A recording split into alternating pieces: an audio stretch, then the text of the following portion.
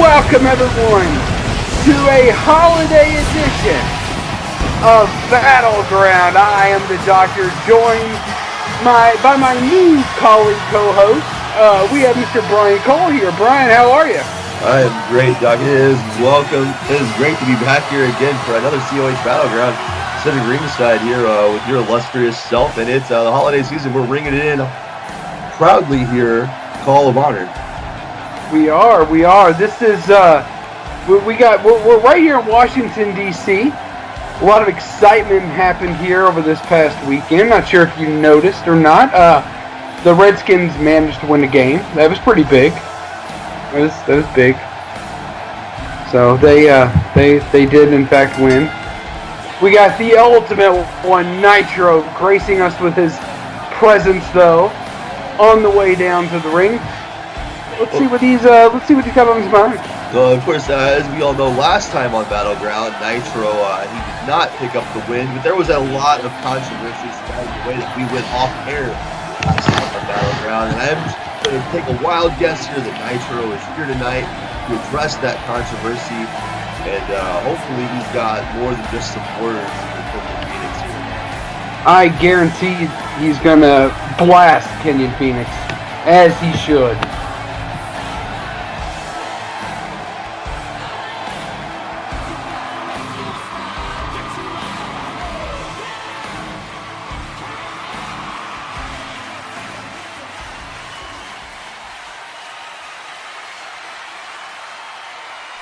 It has been a very eventful few weeks, COH. As word has probably spread around about now, a few weeks ago I lost my opportunity to become part of the main event at Ultimate Glory. A few weeks ago, a certain man came out here, a certain Divine Jackpot came out here, a certain Princess of Death, whatever you want to call him. He came out a few weeks ago, and he challenged me for my spot at Ultimate Glory. The opportunity that I had won, the opportunity that I had worked tirelessly for over a year to get. And within minutes, it was taken away from me. You don't know what it does to a person like me when that happens. You don't know what happens to a person when shit like that happens. To put it bluntly, it hurts. It hurts quite a lot, and unfortunately I only have myself to blame for the situation. Because when that happened, I could only blame myself for allowing Kenyon to get in my head and allow me to think that, hey, I need to man up, I need to stand up for myself somehow because he called out my sexuality. That's really what set me off.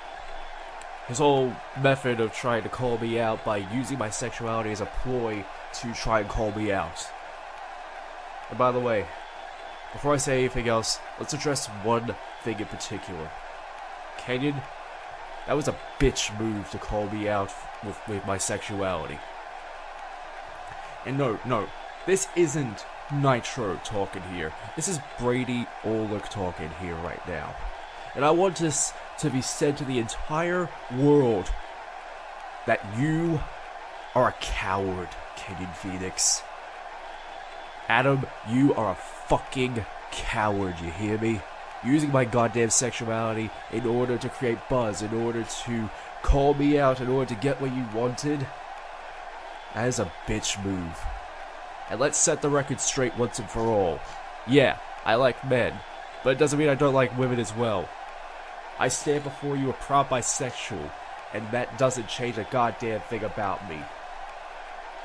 And to anybody else who is watching this thinking, oh, I don't like, oh, I'm scared because of what Kenyon did, because of how Nitro went about it. Don't. It's 2017.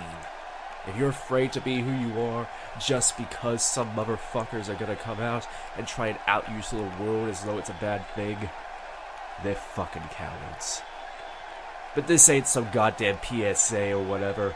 This is serious business now. Because, yeah, I can only blame myself in this situation for allowing Kenyon to get into my head, and that is the reason why I'm not in the main event of Ultimate Glory right now. Because of him.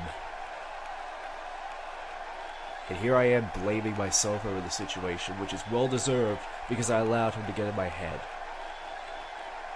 I have nobody else to blame in this situation but myself. But that doesn't mean I'm going to allow him to have his way. And I know there's a lot of people in the back, and a lot of people here tonight, and a lot of people watching at home who would be damned if they want to see Kenyon face off against Goody unsuccessfully for what is it, the third time now? I'm not going to give Kenyon the pleasure of giving himself the second rematch, a third match against Goody, which he's obviously going to lose because, let's face it, at this point, Kenyon, you've lost twice already. What more can you really do? But me, they've seen me struggle. They've seen this 10-year odyssey play out. They know exactly what they want. They know exactly who they want to see in the main event of Ultimate Glory 5, facing off against the Goody for the COH Global Championship. And that is the Ultimate One, Nitro. Mr. Sparks, I know you're out there. I know you're back there. And I know that you're listening. I know you saw last week of what happened. And I know you agree with these sentiments to a degree. And if you are back out there, if you do agree with these sentiments, could you kindly please come out here so we can try and sort something out so that these fans go into Ultimate Glory actually wanting to see one of your main events, please? Well, he's calling out the boss man here, and shockingly, he has a shirt on. I'll be damned. Yeah, and the response time here from Mr. Sparks. That was quick. Nitro, I was listening very loud and clear in the back. I'm pretty sure the entire COH fan base listened very loud and clear.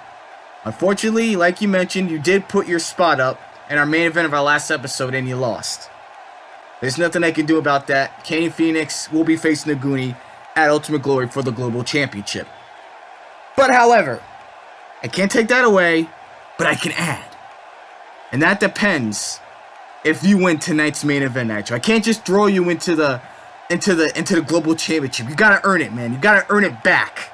And I want you to earn it back. And that depends on this match. It's gonna be a tag team match. It's gonna be you, and I know this is gonna, might not be the best choice for your partner, but it's gonna be M Accuracy. Mr. Controversy, M Accuracy.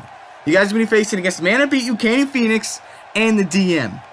And if your team wins, Nitro, you will be inserted back into the Global Championship, make it into three-way, and M Accuracy will be getting a guaranteed shot at the Global Championship in the future, no matter who wins that three-way match at Ultimate Glory.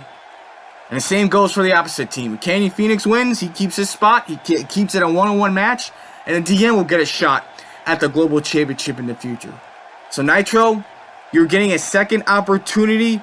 The fans are counting on you. Hell, I'm counting on you. Make the best of this moment and please give the fans what they really want as a main event for Ultimate Glory. Well, it looks like Nitro has reasoned himself into possibly being added into the main event at Ultimate Glory. We'll see if he can do it with the tag team match as our main event as he and M Accuracy square off against Daniel Mars and Kenyon Fenix.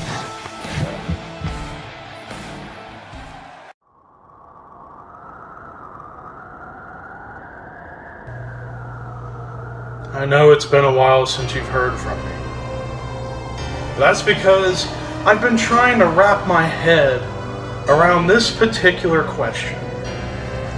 And that question is from a lot of people who have been saying, Levi, why did you go back on your word? You gave your word that you weren't going to be a tag team competitor again, yet here you are in a tag team championship tournament. Well, you want to know who's to blame for that? Ray fucking Geddes. The raging dumbass redneck is the reason why I'm in this position. And people may ask, what does he have to do with me? Well, Ray Geddes, ever since he came into this company, He has affected so many guys' chances of getting higher up in this company, especially guys like me. And you people may not want to admit this, but when you import guys who have made their name elsewhere and put them straight at the top, it makes it harder for guys like myself to move up anywhere higher up in this company. And because he decided to cut his balls off and take him and run on home to his mama, it has affected me. And I don't understand why.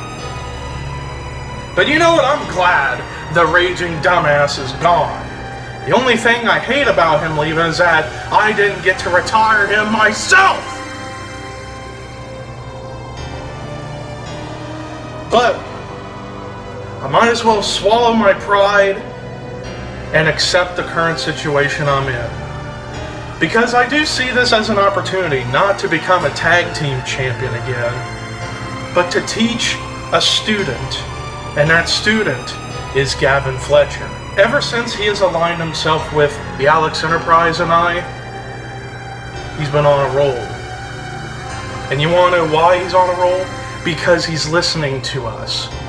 He's listening to me.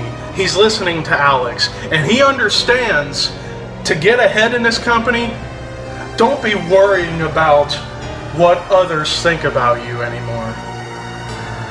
You only worry about what you're capable of. And Gavin, I just want to let you know something. You're making me proud. But we've got one more match left in this tag team tournament, and it's at Ultimate Glory 5. This deal is still in play. If Gavin and I lose, I'm gone from COH. But if Gavin and I win the tag team titles, then every single one of you will bow down beneath our feet, as Gavin and I are the antidote to the poison that is COH. And it's time for that poison to be cut away. When it comes to war, you kill or get killed.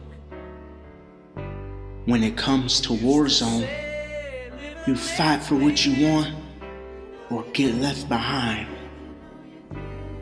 They don't want to see CWS grow. They don't want CWS back. They don't want success for any of us.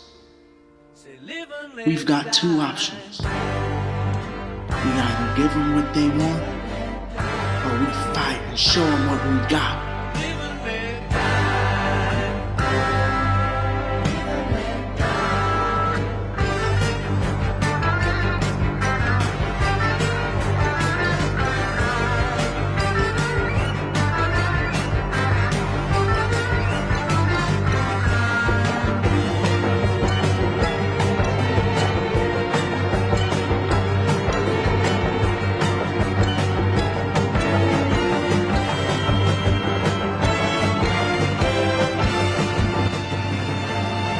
We don't gotta get along.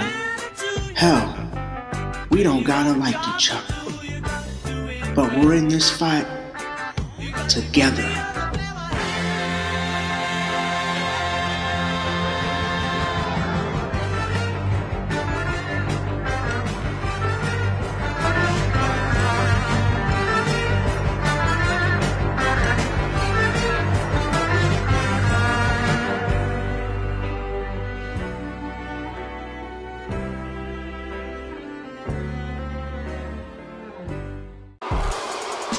The Doc, Brian Cole here.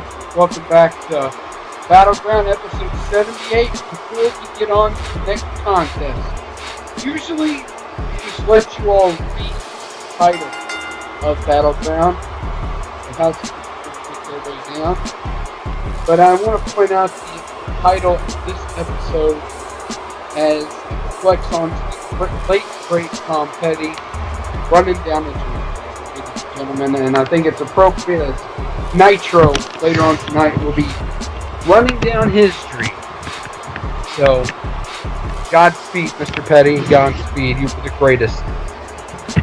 Yeah, and as we saw before we went to break there, the Ultimate One appears to have full support of Mr. Sparks, but it's not going to be an easy task, and it's going to be quite an unpredictable main event. M-Accuracy, the DM, Kenyon Fenix, the Ultimate One, all vying for that shot at the Global Championship in one form or another. It's going to be fun. It's going to be fun for us and fun for them, I'm sure. All those awards. At least two of the men of the match. I think fun is going to be an underscored statement, to say the least. Listen to the audience with the reception of this man right here. Yeah, that's quite the reception there, if I say so. You can almost hear a pin drop in the building. This is going to be Calvin Barks-a-lot squaring off against Levi McIntyre. Both of them have Tyler Richards and Gavin Fletcher alongside of them, respectively. And, yeah, I mean, I don't know what to make of Levi. Me commentary here on the side, you know, calling Levi's matches in his career up until the point where I joined the table, became the voice of COH Battleground. I don't quite know what to make of Levi. How about you? I mean, I know you're a relative newcomer here, but you see things, you hear things. What do you think about Levi? Well, I might be new to the commentary table here, but you know, I have been following COH for a few years now, and I've seen Levi here. I've seen his, you know, I remember his battles with the egotistical bastards, you know, not too long ago actually, and I agree. I feel like for a man his size, that sometimes it's just like he's spinning the wheels there a little bit, trying to get going, trying to get some traction. But you know, this might be what it takes here. This feud with the House of Hypocrites. It seems like things are heating up the closer we get to Ultimate Glory. And I don't know, you know, he's got the belt there he came out with, so. Well, I guess with this match tonight here, one-on-one, it'll be a way to show, you know, where he stands as a member of the team between him and Gavin. He and Calvin Barks-a-lot square off. Right now, Calvin seems to have the edge just a little bit.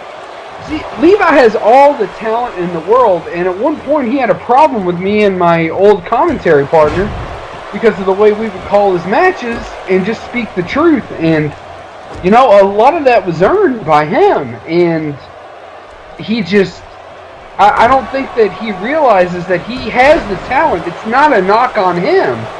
He has the talent. He just doesn't quite know how to use it.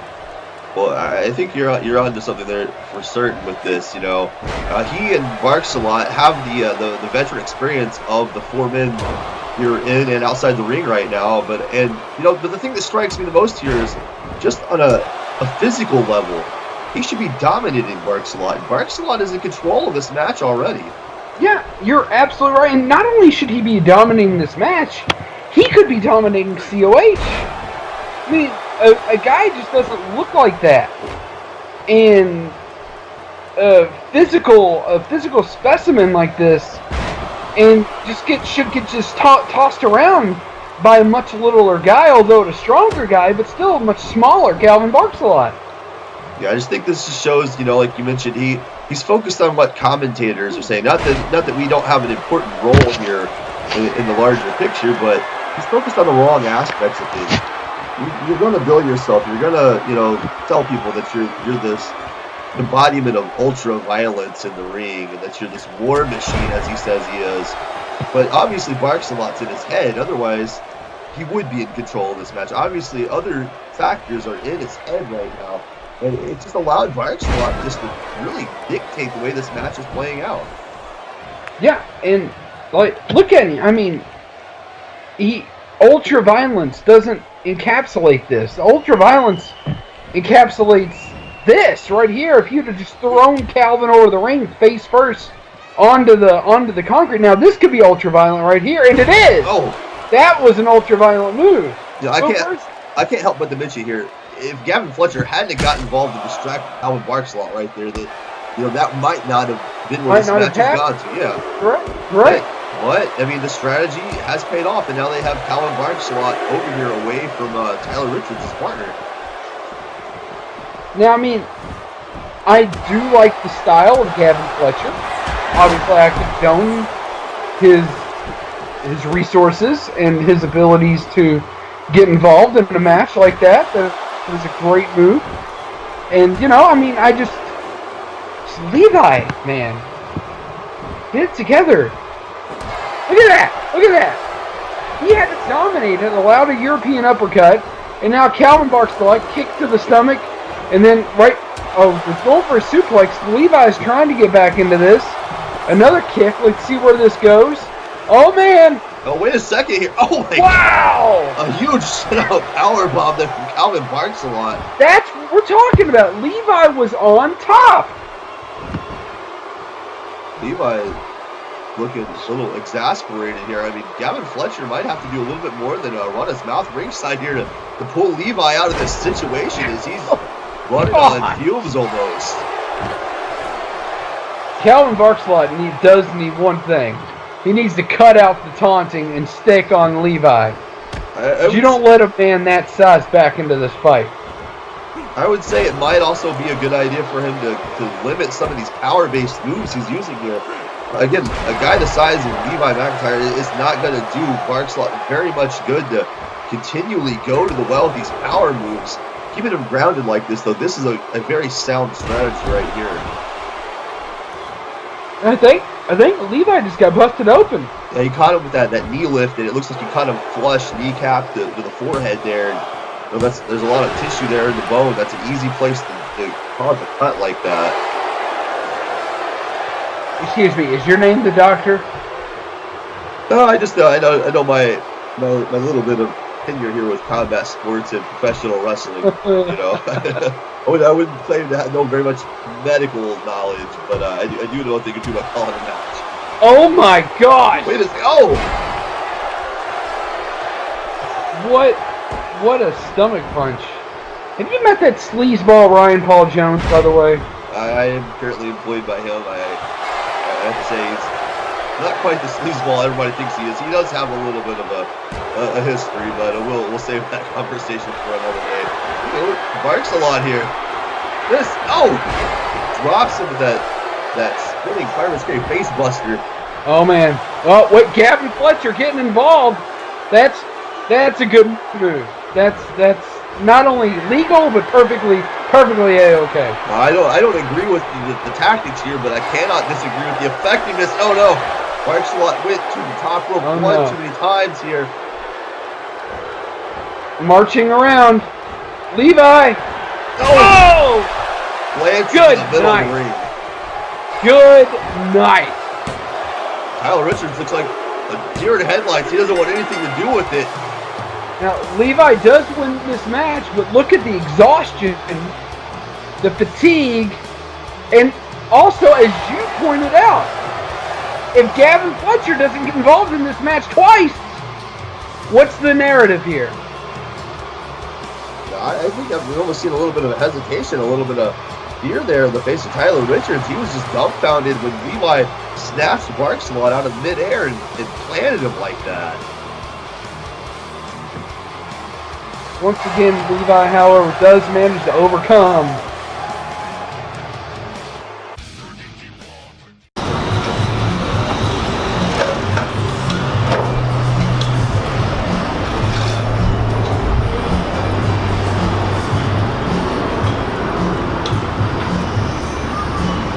I gotta tell you something, Mitch. This wonderful green screen is very reminiscent. Sir, we're filming. Oh, welcome to XVPW Season 2, where we're gonna bring you hard-hitting action to your face, on someone else's face, your friend's face, your mom's face, your dad's face. None of that sounds right, but, look what we have in store for Season 2. XVPW? Is this that new car that I've been hearing about? Ryan, sing. What you gonna do?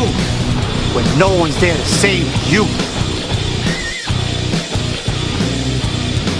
Even the greatest all have their downfalls.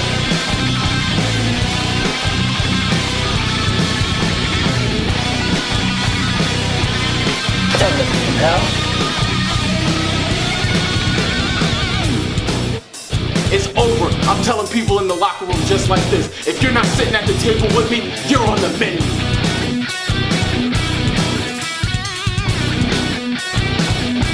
Maybe when I'm at the top, I can help people at the bottom. But right now, I'm only halfway there.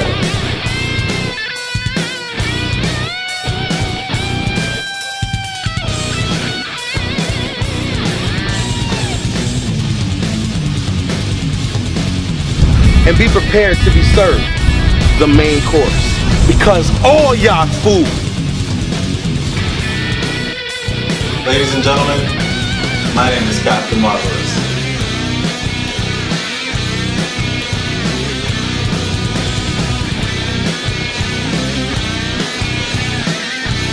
You don't have to cash me outside. He can cash me in the middle of the ring as I beat his ass like I'm gonna do to anybody else on this goddamn roster.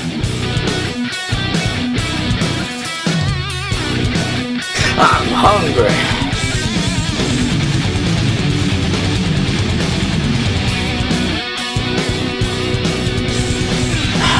And you've all become my prey.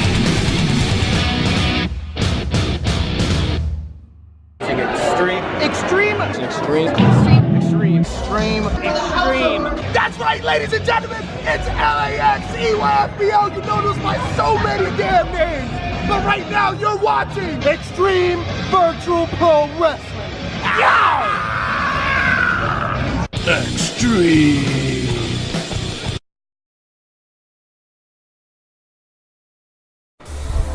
Watch Extreme Virtual Pro Wrestling every Monday at 6 p.m. Eastern on YouTube. Like us on Facebook at Extreme Virtual Pro Wrestling. Also follow XVPW on Twitter at XVPW_YT.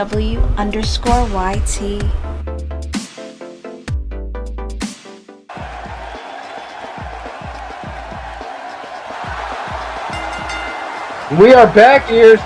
Chicago badass Rockstone makes his way down in his Aether. Yes, indeed. He is here. He's here to whoop some ass. And this is not just any singles match. This is one of our Money in the Bank qualifiers. He's set for one-on-one action here with Firestar Hart.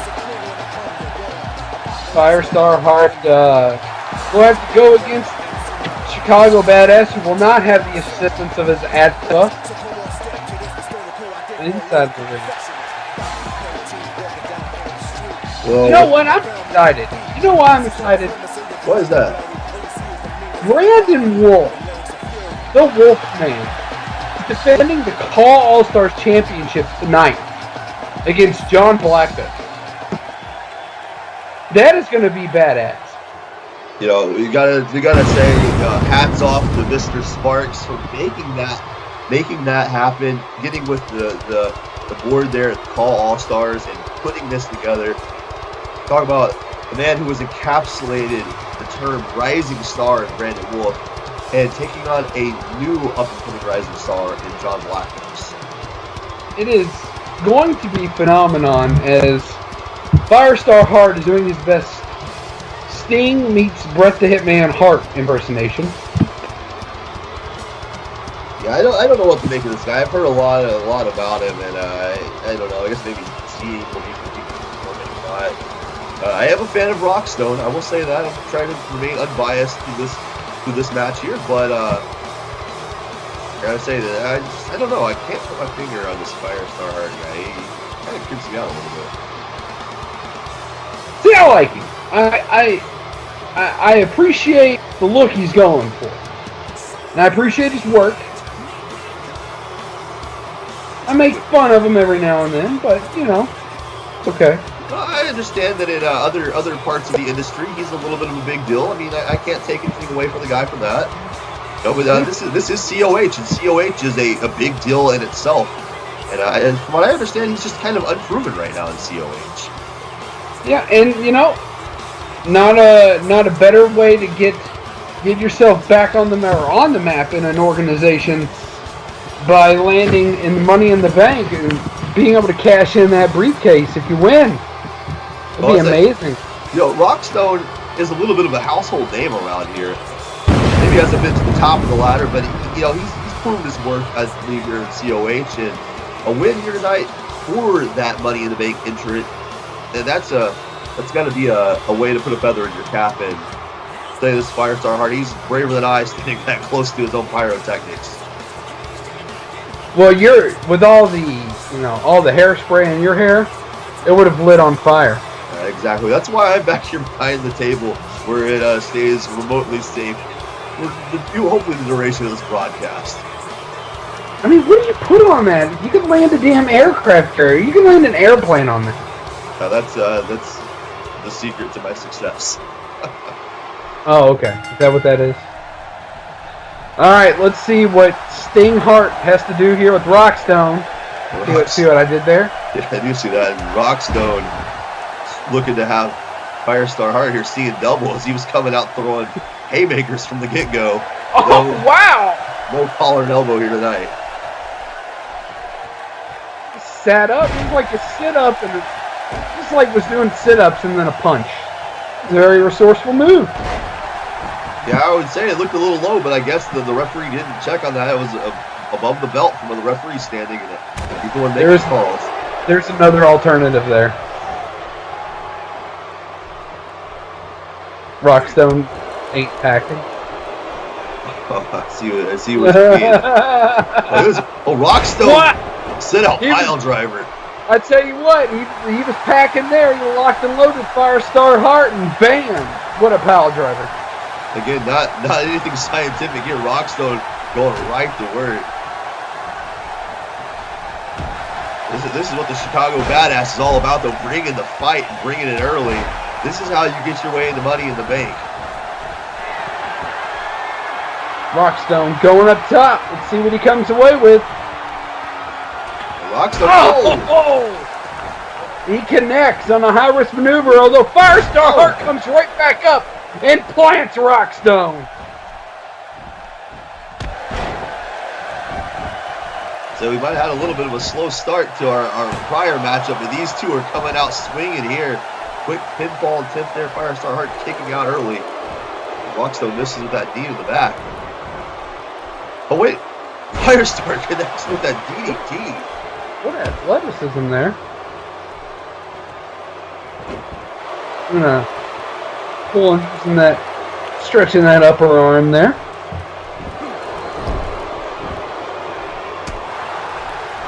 I'll tell you what, I've been to Rockstone's home state, Chicago. And I tell you, it's not easy growing up around there and staying as chiseled as he is. Because that Portillo's in Chicago is pretty damn good and not very good for you. I'd eat there every day. It looked like Rockstone loaded up that right hand there. He's absolutely turned him inside out. There's a stunner for the Chicago Badass. So kudos to Rockstone for staying as chiseled as he is. Having to deal with Portillo's. I've heard great things about Portillo's. I still haven't experienced it for myself yet, but going to Portillo's next time we're in Chicago. You and me.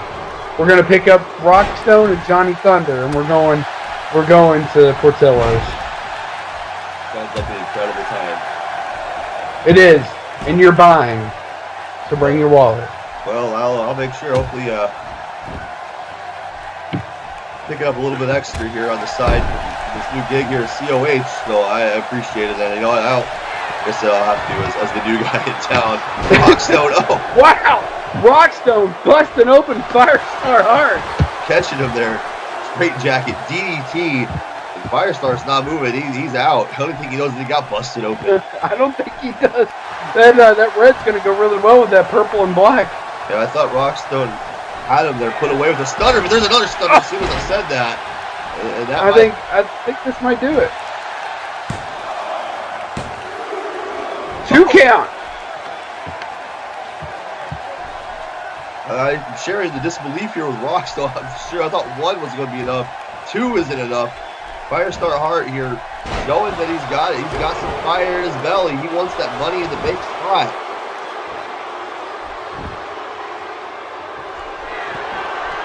Thinking here, suplex. Oh, and a stunner of his own. Wow. What athleticism there. Yeah, the core string to be able to manipulate his direction in midair. Oh, and Rockstone gets a shoulder up himself. Firestar Hart can't believe it, just like Rockstone couldn't. They both covered the string of disbelief. Firestar here, taking his time, but he's getting fired up here. A little bit of combination of strikes. Nice counter into a neck break here. Rockstone starting to slow down now. Maybe that high amplitude of offense early on is coming back to bite him a little bit. Firestar aggressively dropping the elbow here. Good gosh. Up and down, up and down. Looks like a damn elevator. Because showing some frustration here. Rockstone kicked out of that suplex into the stunner.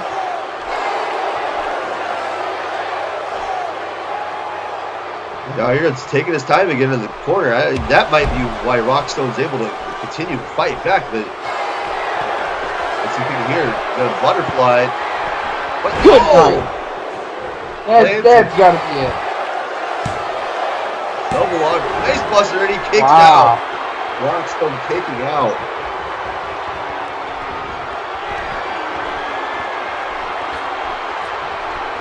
I don't know if this is why he's going to the top rope here. Oh, he connects with a swanton bomb. See what happens here. 1, 2 counts. Firestar Hart showing frustration. Yeah, I was going to say not just disbelief, but frustration and a side moonsault there from the second rope.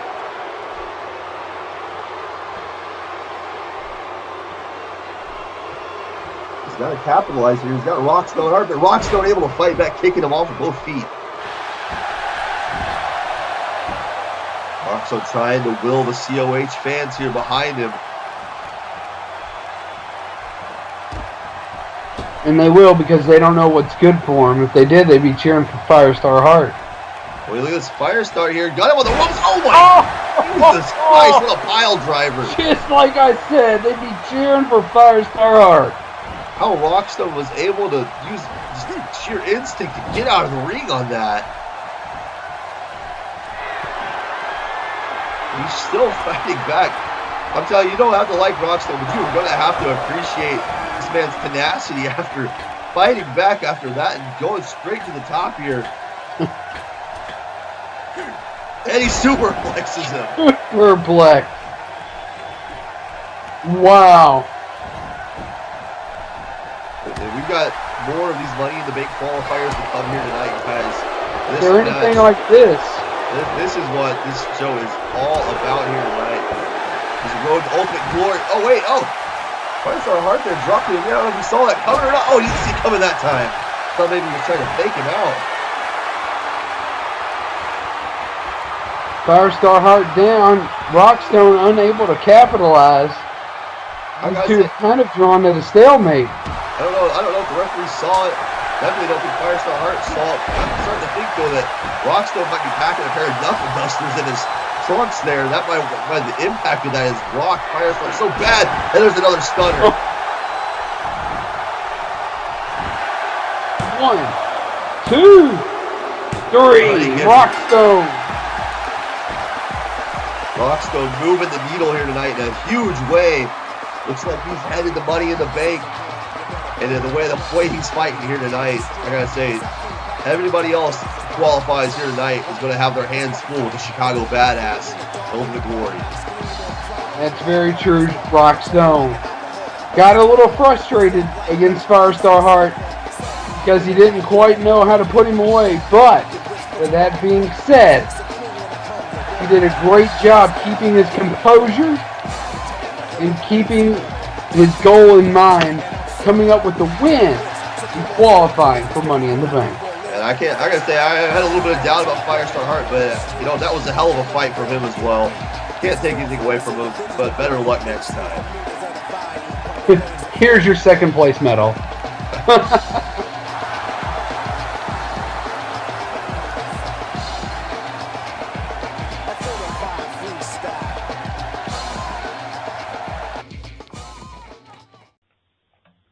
On the last battleground, I beat another former world champion in inaccuracy. That's another former world champion that I beat. Add that to the list. But do you think that it was talked about when it was all said and done? No. It got ignored. And I'll be honest, I feel disrespected. But it's okay.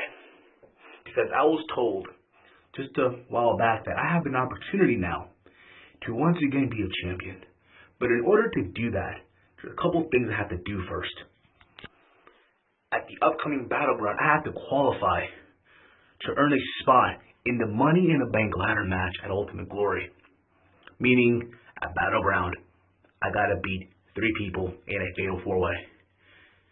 Barney Green, Noveno, and Morris. Gentlemen, you guys know what I'm about. My in-ring work speaks for itself. I am a former internet champion. It's not me dealing with the 3 of you, it's the 3 of you dealing with me. A very dangerous, a pissed off Stefan Guerrero.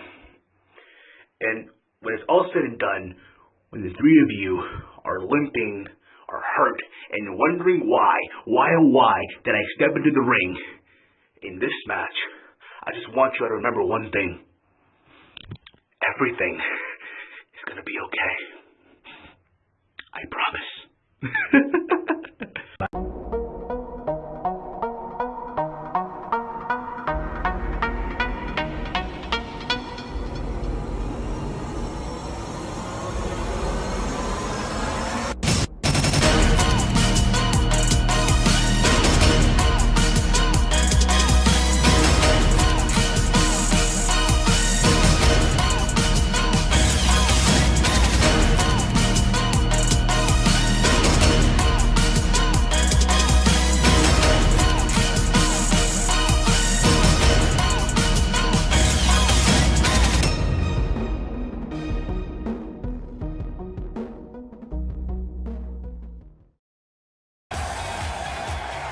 We are back!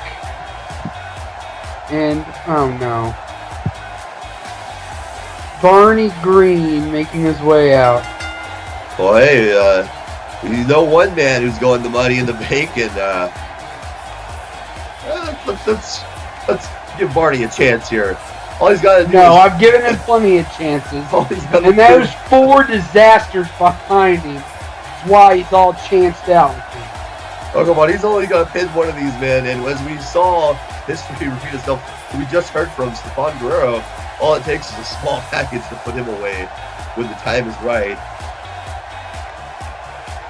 Here's my problem with what we just saw about Stefan Guerrero. It's 2017, right? That is correct. False advertisement is a thing, right? That is correct. So why the hell are we calling him the best ever? Well, he's had his time in the spotlight over internet champion, if I do recall. But again, as the record states, one small package brought that to an end for this man. And he's just kind of, I don't know, he's been trying to work his way back, and maybe this Money in the Bank opportunity is what he needs. But there's a couple other names in this, namely Morris here, that I think also is looking to work his way into Money in the Bank. I mean, I guess we can't write off Barney Green or Noveno, but I gotta say the money's gotta be. Yes, we can. The money's gotta be on Guerrero, like him or not, or Morris here. Get the hell out of here with that! Did you really just say that? Well, I mean, we gotta call it like it is. Look, we got 4 men in this match. And, I am calling it like it is. It's called truth telling. I'm not gonna lie to the audience, say the Tooth Fairy's got a chance to win if she shows up. No, this match is a 2-horse field, and unfortunately, one of those horses is Stefan Guerrero. That's kind of Morris. That's The other two are just, I mean, it is possible. I will say it's possible, just because I don't want to eat crow at the end of this match.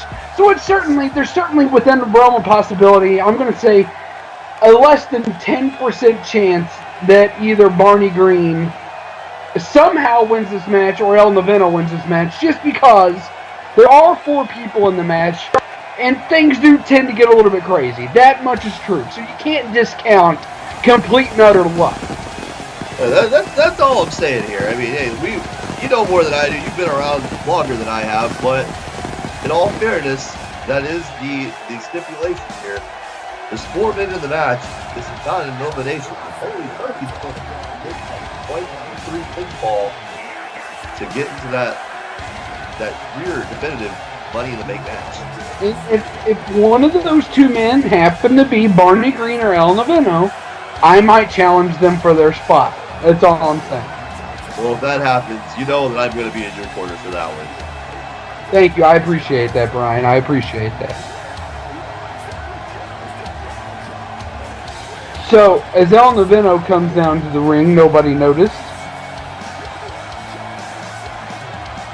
Well, I have to say, El Noveno here is very enthused to be here, rooting for himself in this match. Yes. He's on a recent episode of Jammin' with Jay. Yeah, award-winning Jammin' with Jay audio podcast going on right now. Been hearing great things about it. Award-winning. Oh, why the hell not? We're calling Stefan Guerrero the best ever, so let's call it Jammin' with Jay award-winning. Well, I mean, we all know that there's been other podcasts out there. We got the Sean Walsh show that's also well known, but I've been hearing great things about Jammin' with Jay since it's taken off. Oh yes, Jammin' with Jay. Of course, featuring our very own Jay Krack. Of course, I'm sure we'll see plenty up here tonight with Brandon Wolfe taking on his now protege, John Blackos. Morris on his way out here right now. The crowd getting into Morris. I'll tell you what. I'm not going to say I don't see his power. I see the skill and the talent of Morris. But why the audience likes him, why these fans waste their time on him, I don't see it. I just don't get it. Well, I'll tell you, I know Morris has been hot and cold, more so recently than in the past, but Morris is an established veteran of this company. And I can recall him teaming with Kevin Cross when I first started watching COH and immediately being drawn to these 2 men in their tag team endeavors. A little starting to see them split up, but Morris showed back then that he has potential. I like to believe that he still does have potential. And again, this isn't a one-on-one match. This is a Fatal 4-Way match. All he's got to figure out is who's the weak link here. Take that weak link out of the equation, and he's going to Money in the Bank just like that. I mean, what I'm saying is, he's got the talent. Maybe I should reword it a little bit differently. He's got the talent, but why not put your passion and your energy into a wholesome name like Daniel Mars, or an honest name like Jay Krack? I mean, there are better role models to cheer for than Morris, is what I'm saying. I can't agree with either of those 2 being a role model. As much as I do enjoy the Jammin' with Jay product, I just, their actions here in COH speak otherwise. And Morris, he's just got that genuine, that underdog story going for him right now. And to me, that's what people look up to. That's relatable. That's what people want to see. Somebody who they know is struggling and is earnestly trying to get there, not taking the short. And of course, the Fatal 4-Way wouldn't be complete without all 4 contestants outside near our table. Well, they're right here in front of us, and oh my God! Given the stipulation here, no countouts and no disqualifications, but this has not become the safest of workplace environments for us nor them right now. I like how Morris's face just got rearranged. Yeah, look at Barney Green over here throwing some hands at Morris. Barney Green. Ugh. Whoa, Stefan Guerrero there. What? Oh, not There's the my hat. Not the hat. We've got a casualty here ringside already. What a prick. You not calling me the best ever. Get over it. Don't ruin my hat. It's the truth. No. Noveno is going to try to take a chunk out of the ring steps there, but they took a chunk out of him. Morris just crossing him stomach first into him.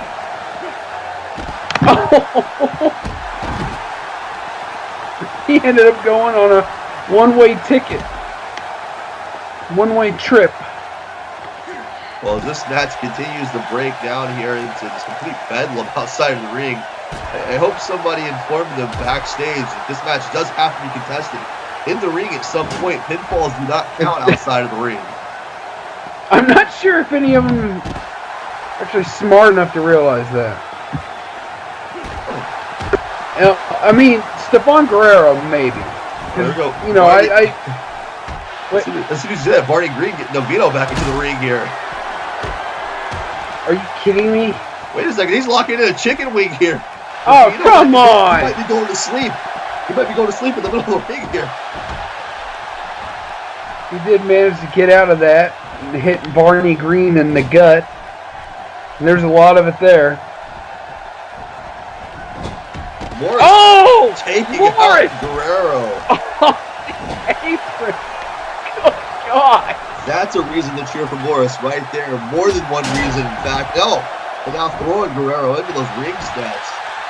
We got a pinball in the ring here. Barney Green trying to take this one and he gets a 2 count. 2 count there. Guerrero returning the favor here. Morris needing the skill steps that time. Barney Green all over El Noveno here in the ring. Wait a second. Barney Green with a hellacious DDT. Was that a smack? That was a straight slap to the face, and Barney Green throwing out like yesterday's garbage. Second here, Guerrero. Oh, connects with the wrecking ball drop kick.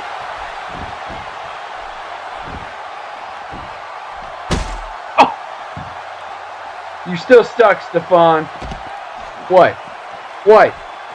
At least the hat's out of range this time.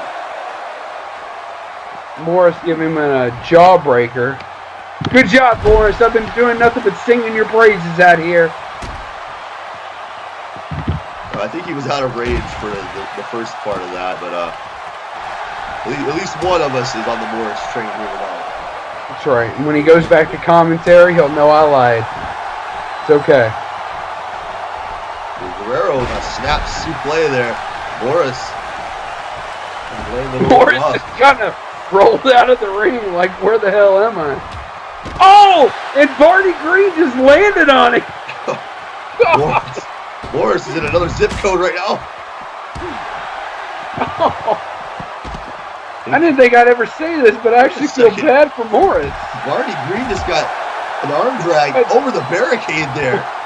And then he just kind of one step over into the ring. COH fans getting all of their money's worth here ringside tonight. We got a pinfall. Noveno. Oh my God, Guerrero taking everybody out, including the referee. Including himself. But he's down. He has no idea where he's at right now. As he rolled in place for about 10 times. Barney Green trying to lock in this chicken wing again, but the referee is nowhere to be found. It's not going to count if the referee can't call the submission here.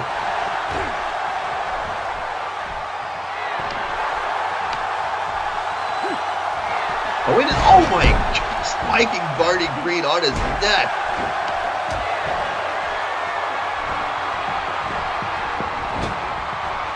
This is what Fatal 4 matches are all about, folks. All 4 of these men throwing everything but the kitchen sink at one another here tonight. Morris rolling out here, looks fatigued, maybe out of it again.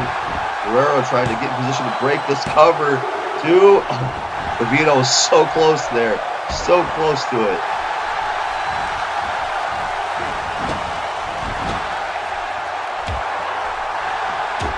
Stefan Guerrero. Oh, wait a second. Guerrero. Oh. Wow! Stefan Guerrero showing the athleticism. Connecting with that float through reverse DDT. Guerrero joins Rockstone in the Money in the Bank match. Maybe lying his ass off when he calls himself the best ever, but I'll be damned if he's not going to go to Money in the Bank. Well, I gotta say, given the circumstances here, he almost stole this win. It wasn't the cleanest victory, wasn't the most decisive victory, but it's a victory. He outlasted the 4-man, and that's exactly what I was saying when the match began. All it takes is that one opportunity, and that's essentially what Money in the Bank's going to be. 6 men with one opportunity. I brought a missile to a gunfight. Don't test me or I just might go through like Casper, then erase you from the hard drive. Feel free to speak your mind. Turn back the hands of time. Write your ad-libs, complain and leave the truth behind. I got this reputation, built it up the hard way. No apologies, despite the things that some would say. We won't always agree, yeah, that I'm used to. And when it comes to talking shit, I'm fucking bulletproof. Never bleed 1 second for the money. And this has never been about the fame. I never thought for 1 minute that this would be the life I live. Never take for granted where I am. Wrestle me.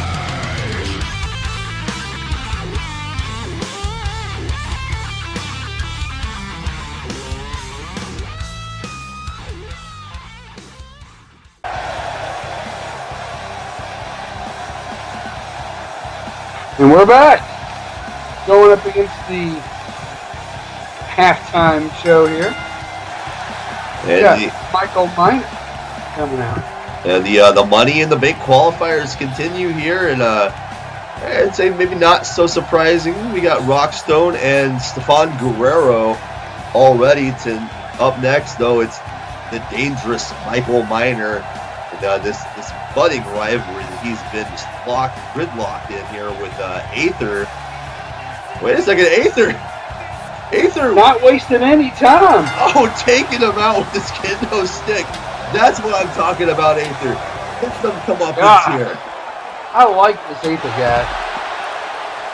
Well, I can sing his praises for days, but this is the fighting spirit that we have been waiting to see here from him in COH. I condone the use of a kendo stick under any circumstances. Oh, Michael Minor turning things around here.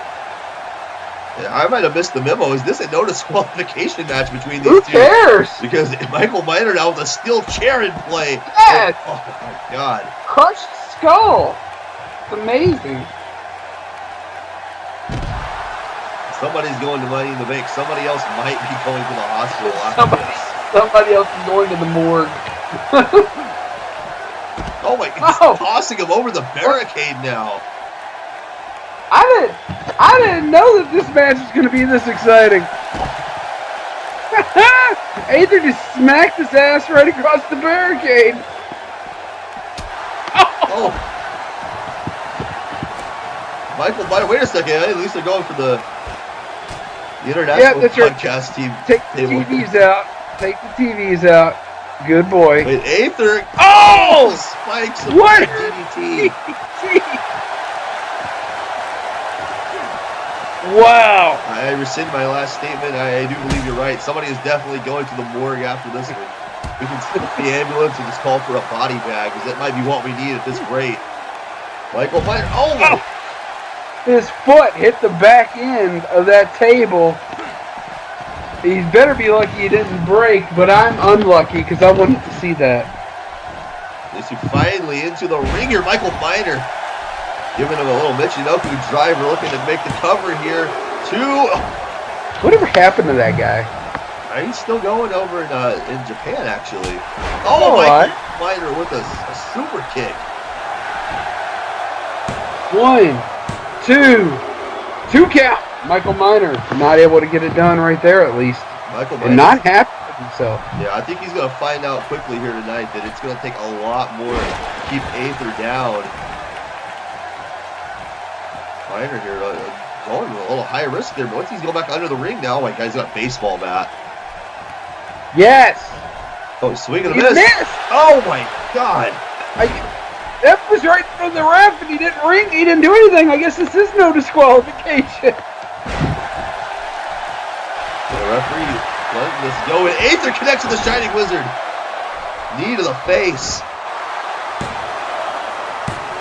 2 count here. No, only a 2 count. Both of these men, just the animosity between them, willing them both on.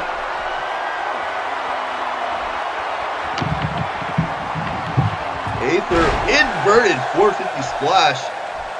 Little known fact that Aether's home promotion, El Dorado Championship Wrestling, was a signature move of his brother Aster Adamus. Several kicks followed by a punch there as Michael backed up into the corner and a punch to the face. Looks like an Aether. The big bang from the top rope connects. Aether is on top of it. Really many a men with this in the past. Oh, and Michael Miner somehow gets the shoulder up. Aether's got a baseball bat. Looks like Michael's not going to be one of those many men. Oh!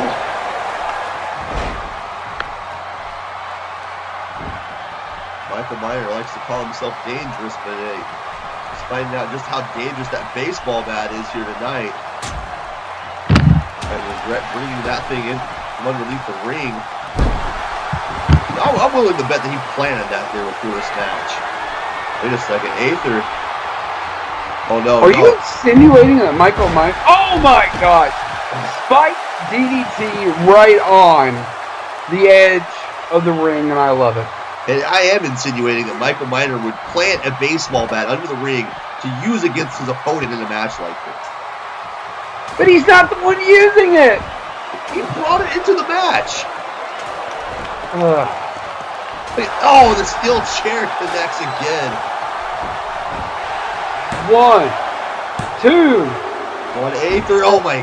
I don't know what country you're from, sir, but in this country, we're guilty and we're innocent until proven guilty. Well, I will say this: turnabout is fair play. Aether did bring a kendo stick to a wrestling match, so I guess it is all fair at this point in the match. Michael Miner here with some offense, spin out powerball. Oh, what a shot! What is he looking for here? He's got him up torture rack position here. He's looking for a dangerous ball. Oh, he holds on to the pin. 1, 2. Oh, a 2 count. That's the heart of Aether here tonight. Coming through in spades. Oh. Michael Miner sent through the ropes. Continuing to go back and forth and what a tope. Tope caught Hilo over the ropes. This is great.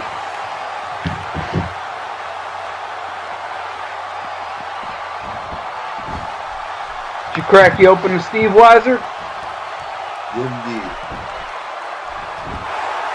1, 2. Wow. Michael Miner. Actually a Pib Weiser to be more specific here, keeping this family friendly if I can. A Pib Weiser? Is that a Mr. Pib Weiser? That is correct. Aether coming back with some clotheslines. Big one there in the corner. Michael Miner. Oh! And the kip off. Oh, and he connects with a leg drop. We talked about how these Money in the Bank qualifier matches were going to continue to raise the bar here. Aether and Michael Miner putting on some performances to remember here in this match tonight. This has definitely been and he got out of the way. A very good Money in the Bank qualifying match. No, big clothesline from Michael Miner. Aether went limp there momentarily. I'll say Michael Miner showed some tactical ring work. They're getting out of the way of the 450 splash that time. Oh, he's got him up here on the shoulder. Samoa drop.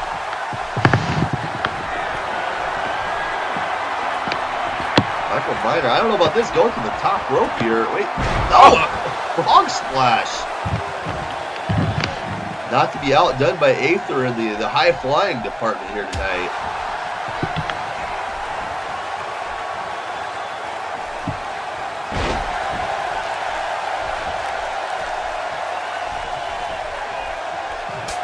What a slap.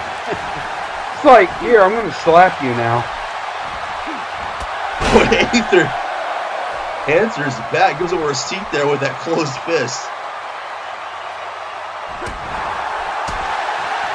We've seen no shortage of the blood here being let between opponents tonight. This match taking it to new heights.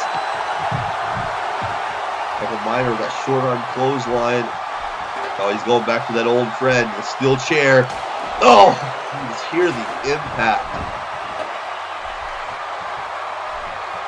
Oh, he just throws it on him disrespectfully here.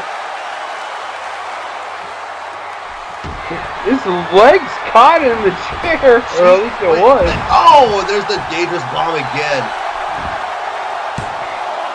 This is going to be enough. McIntire makes it into the Money in the Bank. After Aether gets the drop on him, he can't get the job done. McIntire moves on to the Money in the Bank. Well, it was a hard-fought battle, and it was every bit of a battle here on Battleground. McIntire's got a big task ahead of him now. We know that he's the third man going into Money in the Bank with two veterans here, Guerrero and Rockstone.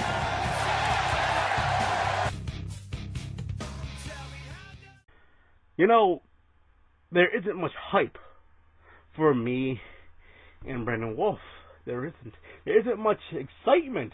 No one's talking about what probably could be the greatest match in COH history. No. In COH history. Me versus Brandon Wolfe for the COH Internet Championship. And boys and girls, let me remind you who I am.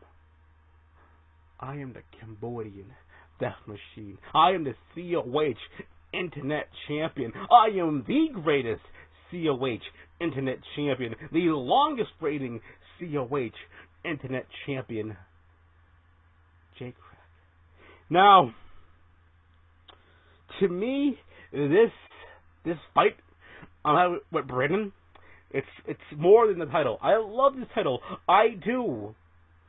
Which is why I offered to defend it at Ultimate Glory to bring back prestige to this title that Stefan nor Nitro couldn't do. I'm going to put it on my other shoulder. You see, boys and girls, hold on, wait. I have a better idea. No better way to do this. You see, boys and girls, you're looking at the best thing that happened to the COH Internet Championship. And at Ultimate Glory, me and Brandon Wolfe will make history. We'll do one for the ages. We're going to bring back prestige to the COH Internet Championship. I mean, I've already brought it back. Like I said, no other champion after me will be as great as me. The longest reigning. The man who offered to defend his title at Ultimate Glory will leave Ultimate Glory as champion. And Brandon Wolfe, finally, you have the right to play the victim. Finally, people can feel bad for you, and finally, you can finally at least cry and make it look believable. You can finally be emotional and make it look believable, because I'm gonna humiliate you. I'm gonna expose you for the fraud that you are, Brandon. Ultimate Glory is coming very, very soon, boys and girls, and get ready for a match of the ages. I'm Jay Krack. I'm your Internet Champion.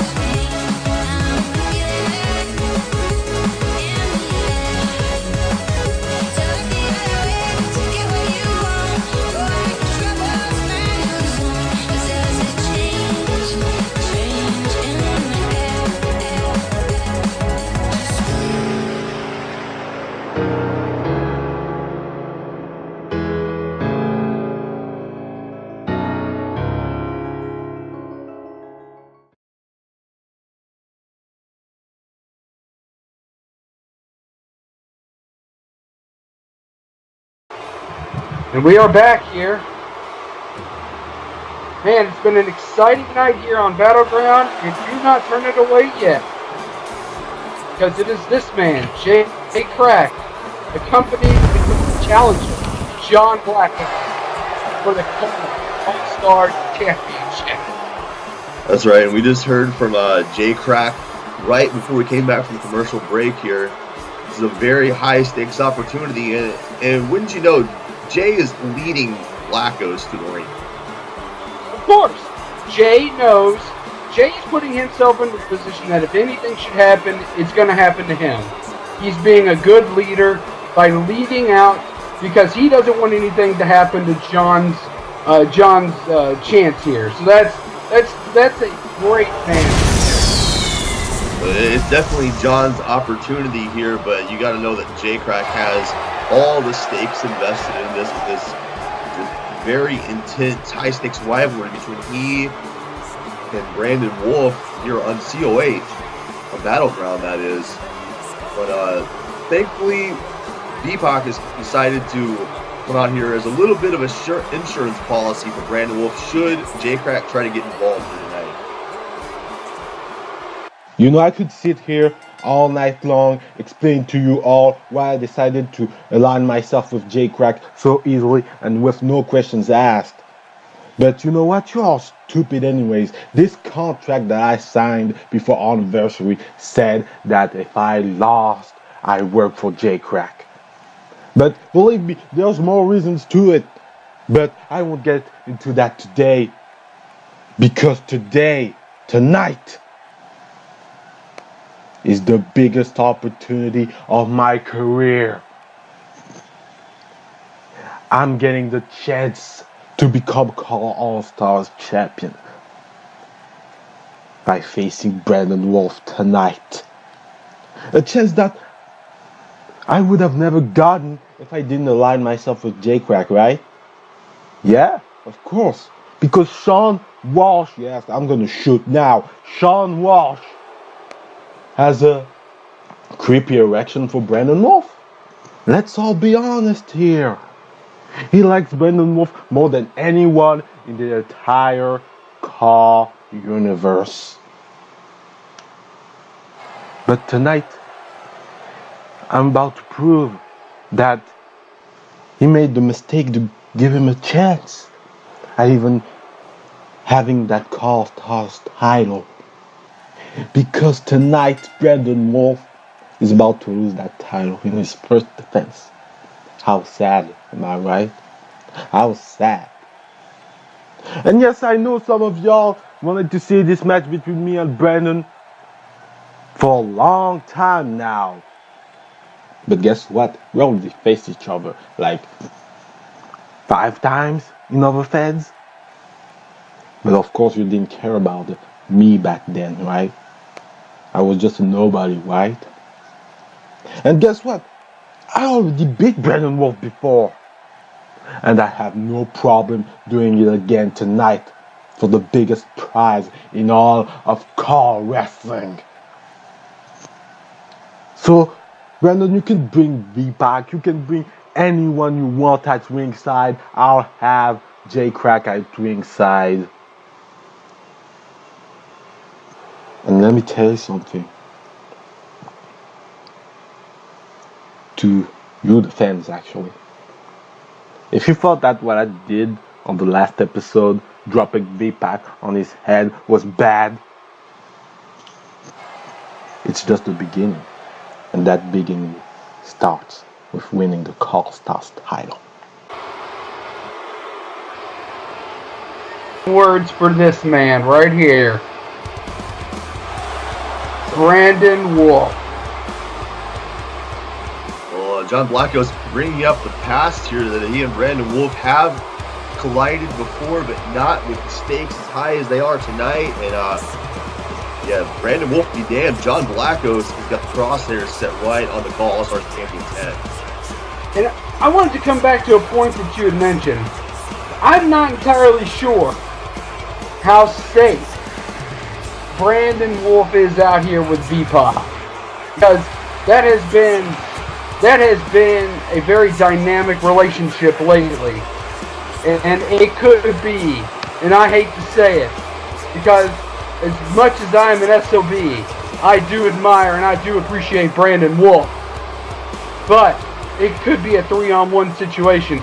I don't truly know who to root for in this match, because I'm very pro Wolfe. I'm pro Jay Krack. I'm pro John Blackos. I don't know. I'm just going to say go team. You do make a point there. When you are champion, you know, the target is on your back, and everybody is gunning for the same person. Everybody wants what Brandon Wolfe has right now, and that's not just COH. That's all of our promotions under that Call All-Stars banner.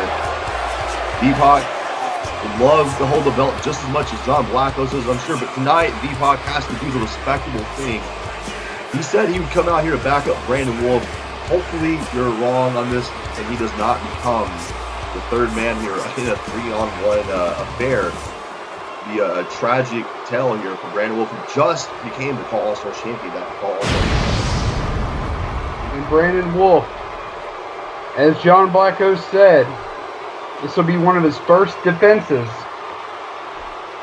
as the Call All-Stars champion, so let's see what he can do here.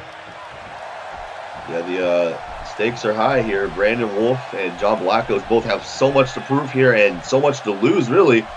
You know, again, I think John Blackos here has to pick up a win to stay in favor with Jay Krack, who he's under the tutelage of right now. But Brandon Wolfe, again, just becoming Call All-Star champion, cannot afford a loss here in any circumstances. That is true. The Call All-Stars championship belt is sacred. And that man right there, Brandon Wolfe, has been through hell and back to get to that scenario where he is the champion, where he is the man on top of that Call All-Stars banner mountain. And right now, getting some very good technical wrestling going on. And if you notice, it's the champion who has come out both times now with the advantage in this. Showing off his impressive skill and statutes. John Blackos and him locking up. John getting the shot in there. Referee warning John Blackos, and John's trying to get a little manipulative here with the head games, trying to get into the champion's psyche a little bit, throw him off of his strategy, and it looks like it's working as John Blackos now has control of his wrist lock. Brandon Wolfe, though, with a quick reversal, switches into an armbar takedown. He's got him here in the center of the ring. Blackos needs to get out of this, and a nice escape there. It's a very nice escape. Wait a second, John with a quick pin attempt there. Might have caught the champion off guard. Brandon Wolfe looks a little stunned by he connects with the knee. Wow.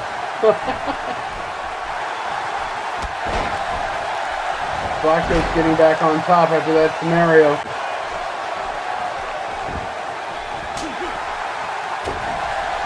Here we go. Now they're breaking right down into the fists here. Throwing punches back and forth. A couple parries, but Brandon Wolfe staying in control now, bringing in the chops as well. There's a knee to the midsection. Let's take a look at Jay Krack on the ring apron here, and Blackos capitalizing. Blackos getting, look at this. Oh, slamming the face of the champion down. This is bringing back some memories from earlier tonight when we saw that Levi McIntyre Calvin Barcelot match. Was Tyler Richards who would not find the time to get involved while Gavin Fletcher seemingly cost Barcelot the match. Hopefully V-Pac's going to honor his words here and maybe eventually do something about Jay Krack continually getting involved. We've already seen him get on the apron once already here, and now John Blackos has taken control. V-Pac is not, I don't think he's out here to do Brandon Wolfe any favors. Well, if that's the case, Brandon Wolfe, we do know, is known what it's like to have his back against the wall. He's fought from the bottom up many a times before. Hopefully he's prepared to do it here tonight, if that's what it comes to. Wolfe here looking for some power offense here. Power bomb with the turnbuckle. just a devastating move. Total disregard for the welfare of John Blackos is a very dangerous way to throw somebody. Very precarious spot there in the ring. Wait a second. Wolfe got him up. The Fireman's carry neck breaker connects early in this match. Look, the referee's out of position. He's arguing with Jay Krack about something.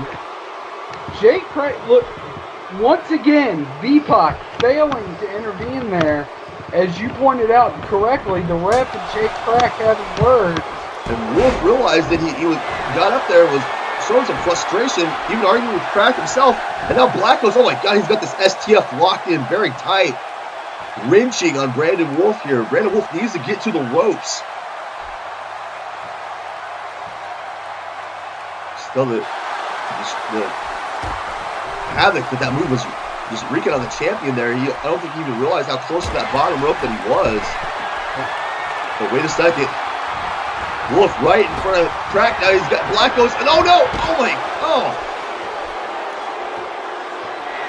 Brandon Wolfe went high risk, but it did not pay off.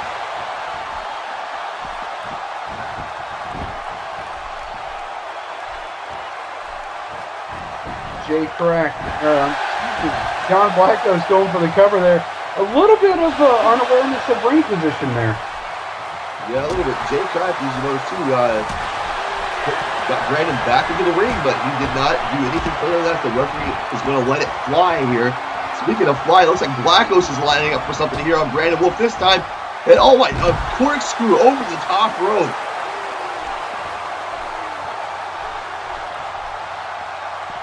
These two started off on a very scientific approach, if you will. It's quickly gotten to disregard for safety for each other. And for themselves as well. You see Brandon was not been the same after missing that spear attempt through the ropes.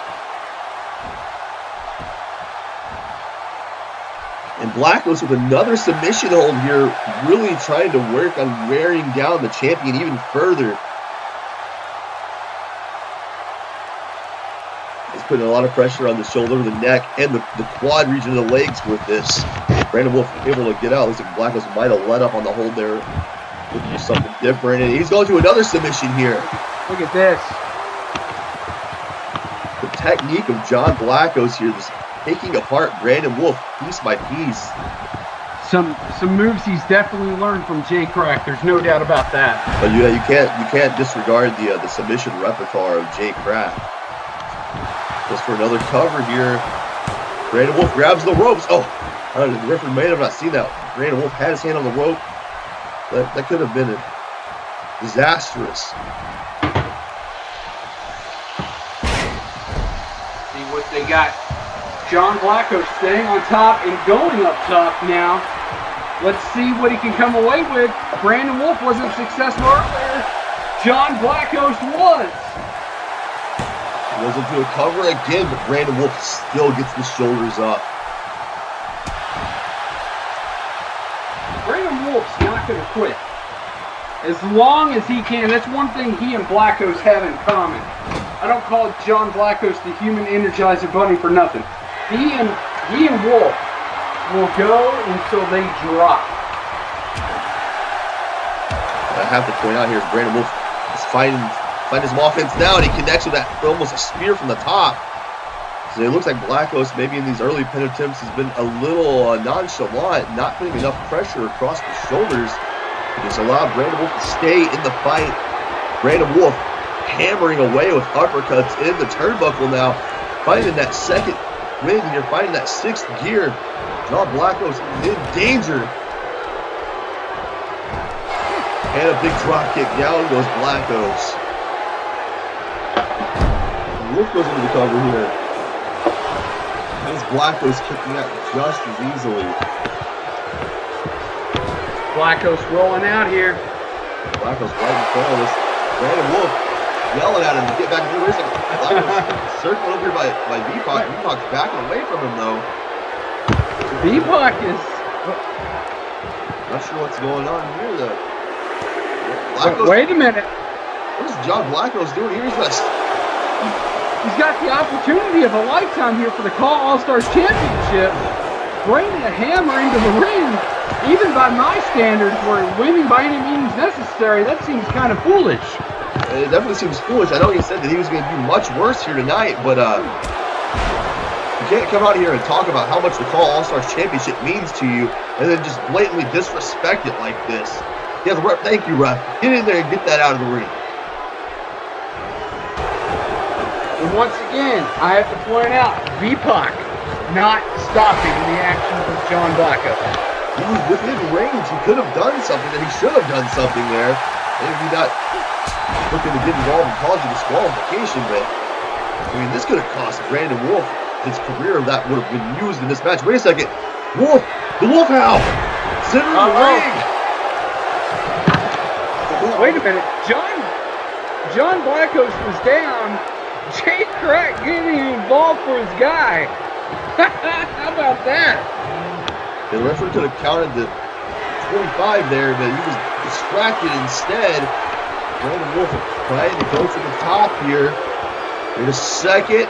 450 connects. 1, 2. Oh, 2 count. So close. There's the resilience you spoke of earlier of John Blackos.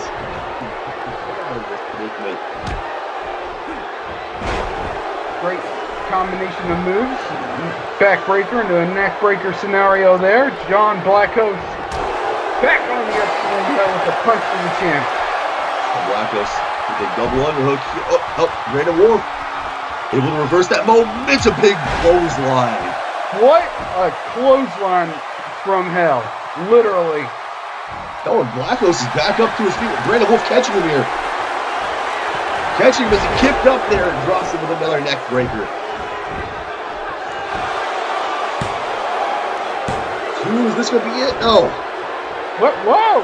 Whoa! Brandon Wolfe lifted up John Blackos. That was not a kick out, and that move may cost him. A very frustrated Call All-Stars champion here. Another Wolf Howl connects. Is this it? 3. He puts him away. Despite the odds, despite the questionable alliances you talked about with V-Pac, you're seemingly to take more notes than to provide backup. Brandon Wolfe still comes out as your Call All-Stars champion. I think that's exactly what V-Pac is out here doing. If he lost, he couldn't have cared less. He was out here studying and taking notes.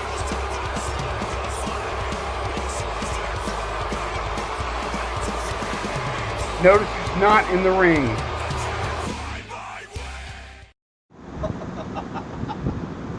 You have gotta be kidding me. What? Man, let me get my fucking car. This is your car? Wow, hold on. You're doing really good today. Oh my god, you got Altoids. You got used condoms in here. Oh my god, you got pain pills too. Was this from our Ultimate Warrior 4 match that you're still This is a beautiful ride, man. I could probably only pay about $5.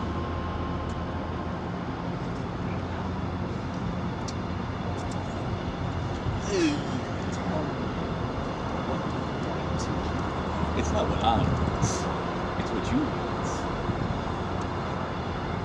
I know what you're thinking. An accuracy by a vehicle, just about drinking monsters. This is my 10th one today. I should really let low on this. It's like crack cocaine. How are you alive? I don't know. I ask my dead grandmother every day. I never get a response from her. I guess I gotta call long distance because she's somewhere down there in the fiery pits of hell along with Chris Benoit. But here, I'm going to give you some advice. See Scott Adams. I see you're confident. I know I'm going. That's the problem. You're so sure of yourself. But that's the biggest failure that you're ever going to go through. Can I ask you something? Was that going through your mind in Ultimate Glory 4 when we faced each other? Did you know you were going to beat me? Or did you have some reservations? Because I know you didn't, because you were very confident in yourself that you put your career on the line. Think about that for a second. Now, granted, the consequences here do not have the same equation as ours, but here's the problem. You're too confident. Scott, as worthless as he can be, he's very smart. Think about it. He's the last member of the Accurate Enterprise Titan, and he needed help from Travis. I mean, granted, he bought it as he actually earned it, but he knows how to manipulate the system. See, we all had something in common. We all hated the system, except Scott became part of the system. He joined up with the owner. That's a little odd, that's me, but sellout. Yes! So, that's his consequence, is that he really can't do anything without the system by his side. And I'm hoping for you that he doesn't have it in this match. But see, here's one thing that he has over you. One thing he has over you is that he's able to have a level head. Think about it. What was the one thing that deterred you from our match? You were upset, weren't you? Kind of like broken heart. Kind of like as if somebody ripped your soul right out of its socket. You know those things are wrong. They are. So, if that's the case, we'll get up here, no soul, no nothing. If that were the case, you could have just looked at me while I was standing on your car and not had a care in the world. Instead, you grabbed me by the shirt, you were ready to fight right here, right now. Probably risk any sort of damage to your car. You're overly emotional, dude. I'm afraid to say it. You're lucky I didn't just throw you through a window. And see, that's the problem. Fucking nasty. Anyway, see, when you don't care, there's no real consequences coming your way that's gonna really affect you in the long run. But, hey, what do I know? I mean, I am, after all, the guy that ended your career. I mean, you're lucky to have a career back here, but you needed a gimp-masked S&M slave. You wish that you even understood why I'm back here in the first place. If only you knew, but you don't care. See, that's why it doesn't bother you. You don't care. Everyone else, though, I hope they do. Well, it's been nice chatting with you, dude. I'm just gonna let you know one thing. Don't come crying to me for advice when you get paralyzed or a power bomb still stops. Just saying, Scott, he may be weak, the weakest of us three. He certainly ain't the dumbest. Man, if I want to do a ranking right now, I'm afraid to tell you who would be on the bottom of that list at the moment. Just thought I'd let you know that.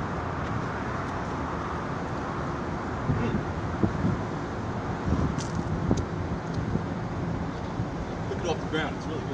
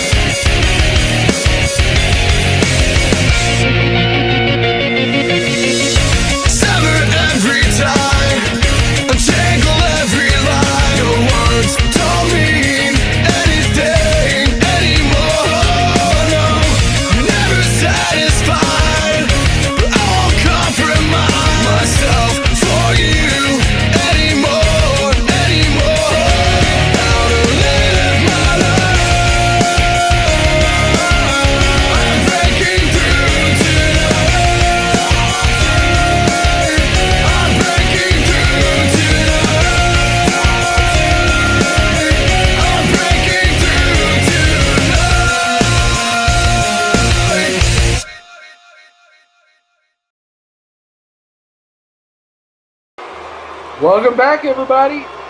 From that, what is this? We are being blessed by Chef Johnny Thunder. I didn't even know he was in the building.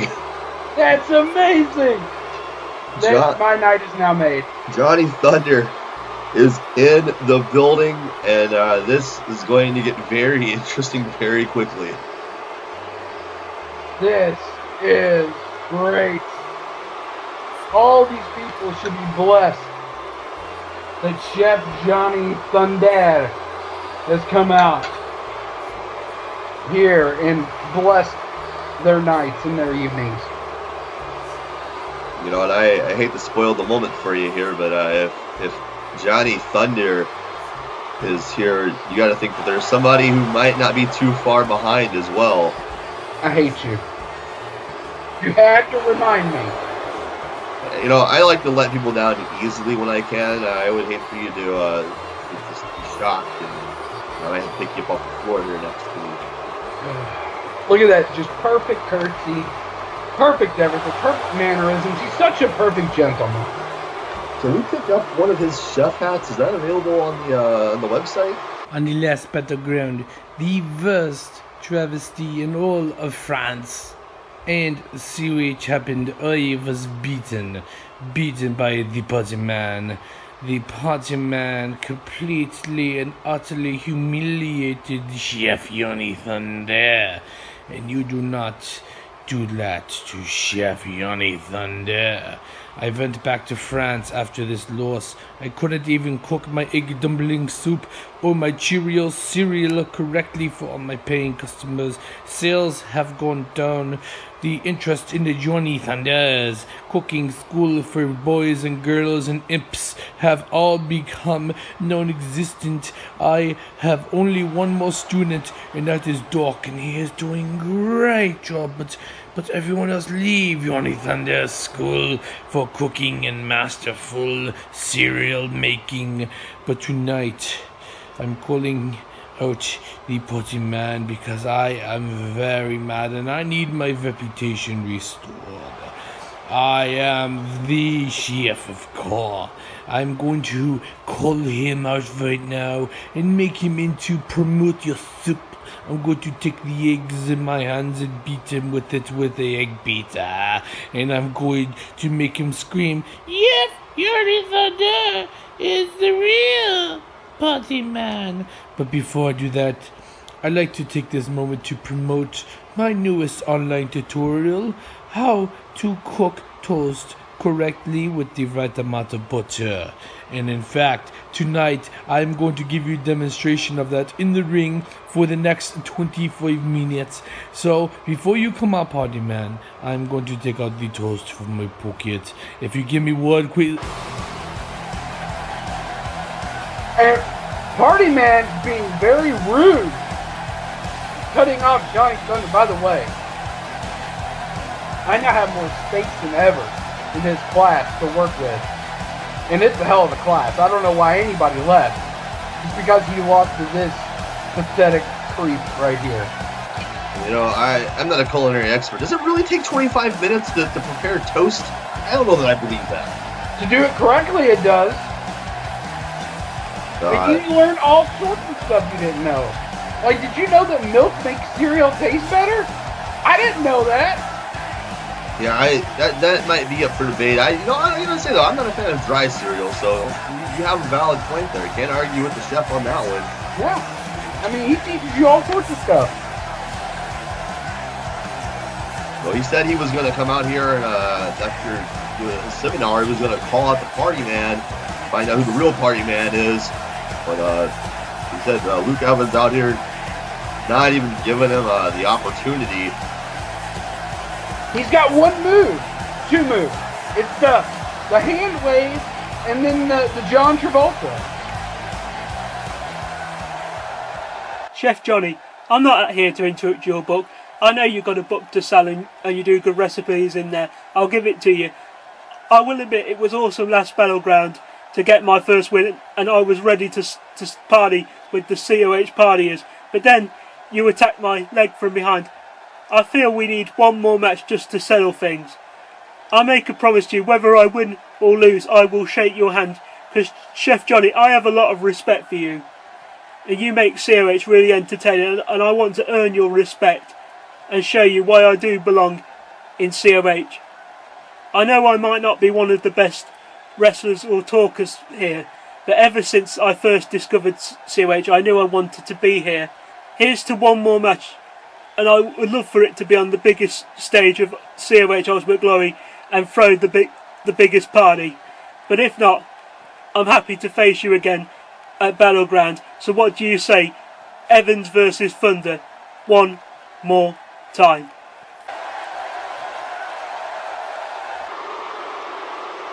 Oh, come on, Johnny. This guy's not working. Yes! Yes! You should have seen that one coming, Party, man. Yes! What are you thinking? Yes!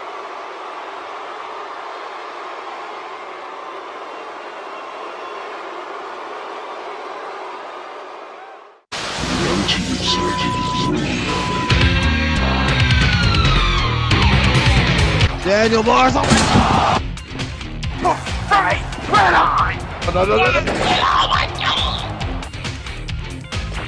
Oh my god! Off the top! Oh!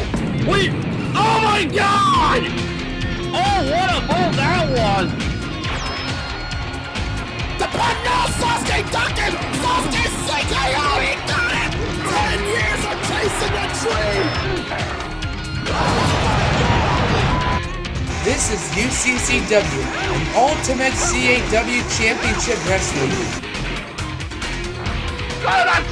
Get a table! CXWI World Champion.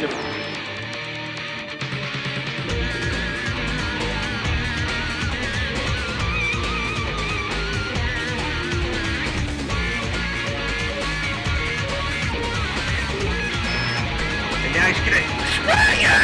Police champion!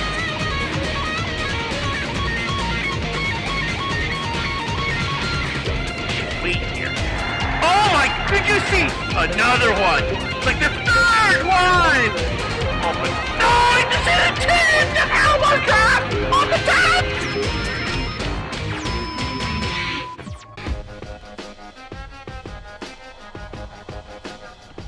And we are back. Probably the second best music in call right now. Jay Krack is the first. Some will die in hot pursuit and fiery auto crashes. Some will die in hot pursuit while sifting through my ashes. Some will fall in love with life and drink it from a fountain that is pouring like an Well, we heard the announcement from Mr. Sparks himself earlier.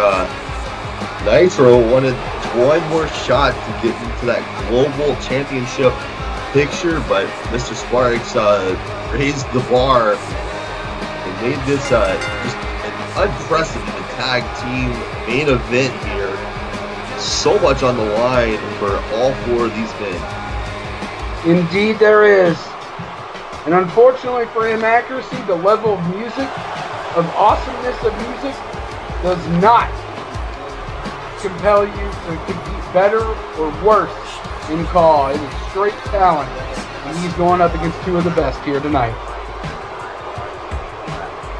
Yeah, this is, we talked about some of the alliances and whether or not people are going to be able to work together or not in that Call All-Stars Championship match that we just witnessed not long ago. This is a match that is going to force both sides of this affair. They have to work together if they want that opportunity to become global champion. They do, and I'll tell you what, I think Phoenix and DM will get along far better than Nitro and Inactive.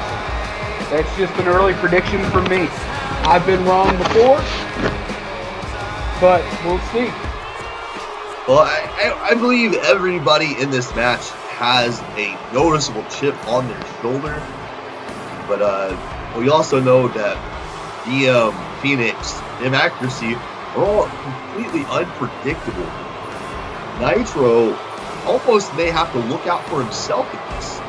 I think you hit the nail right on the head right there. I think he will have to look out for himself, although M accuracy is no stranger to the gold in COH, which may be the factor, the only factor that can swing an M accuracy towards the side of doing what you want him to do, at least temporarily. Yeah, hopefully there's not an ulterior motive here. I don't know still that Nitro can really trust him accuracy, but he does have he can't. He has to work with him here. I just, we seen Nitro manipulated last week by one Kenyon Fenix. And again, all of it is sexuality, which, everyone knows, I'm a win by any means necessary kind of guy.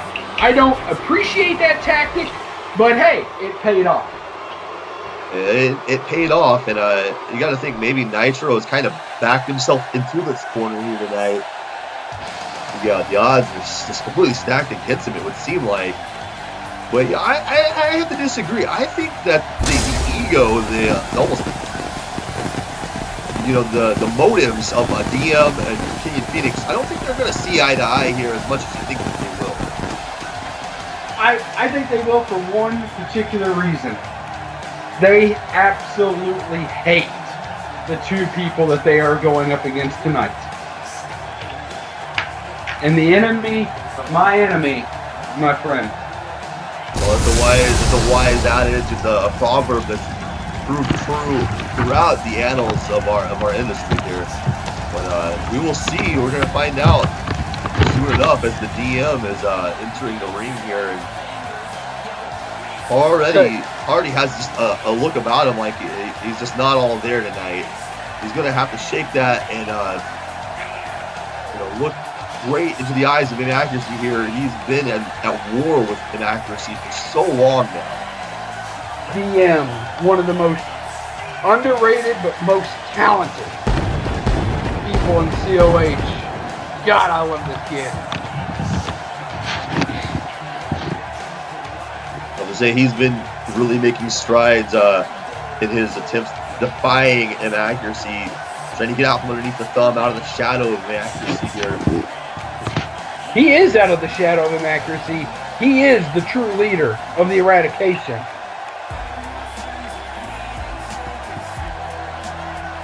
Here comes the freak show, and I say that not in the negative connotation. He prefers it to be that way.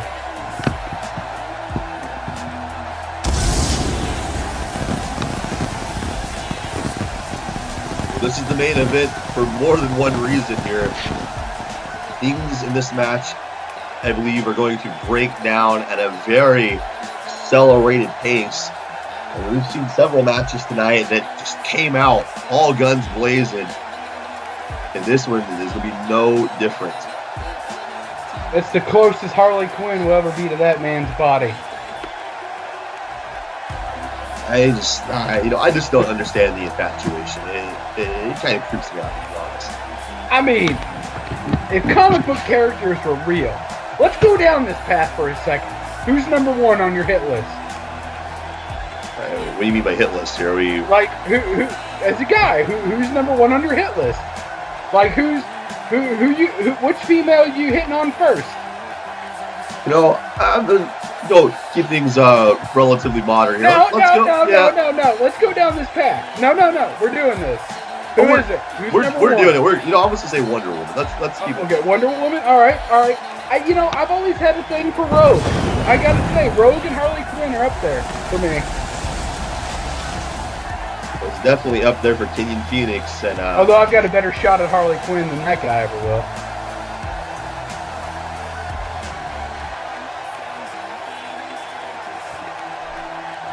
It looks like we're gonna have inaccuracy and the DM starting this. Instant tag there. I like it.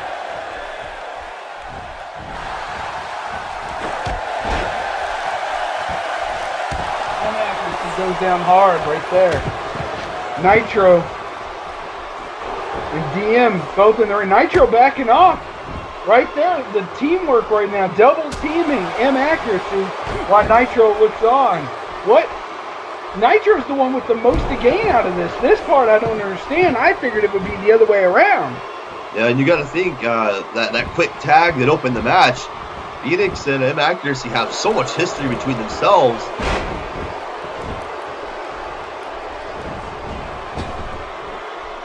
Nitro stopping the submission, the possible submission of Inaccuracy, but not helping him when he was double teamed. He's got his sight set. Oh, it was an elbow to the outside on the DM. We need a new cameraman because we saw that, but the folks at home didn't.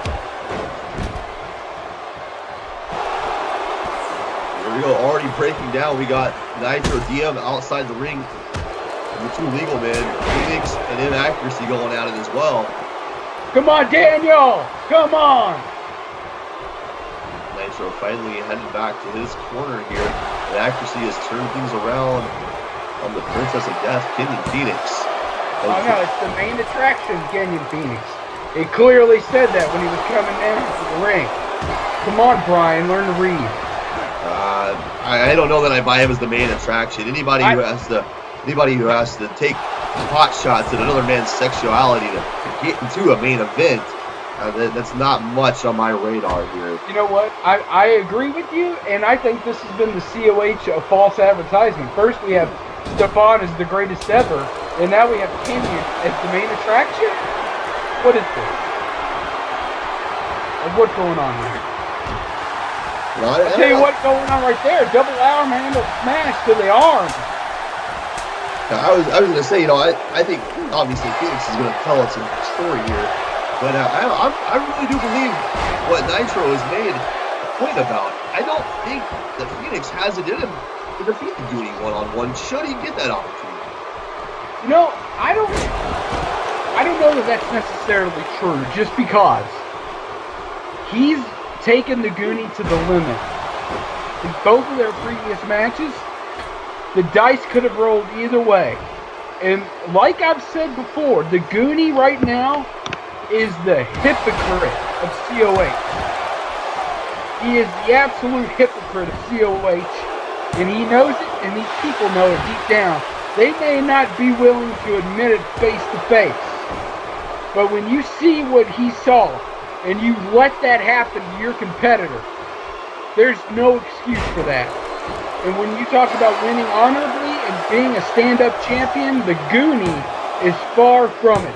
I would pick any of these four men to be a stand-up guy, especially DM or Kenyon Fenix, over the likes of the Goonie. So, when I say that, I mean Kenyon Fenix, if he can keep the Goonie from cheating or winning uncleanly in that match, he has a great chance of going toe-to-toe with the Goonie.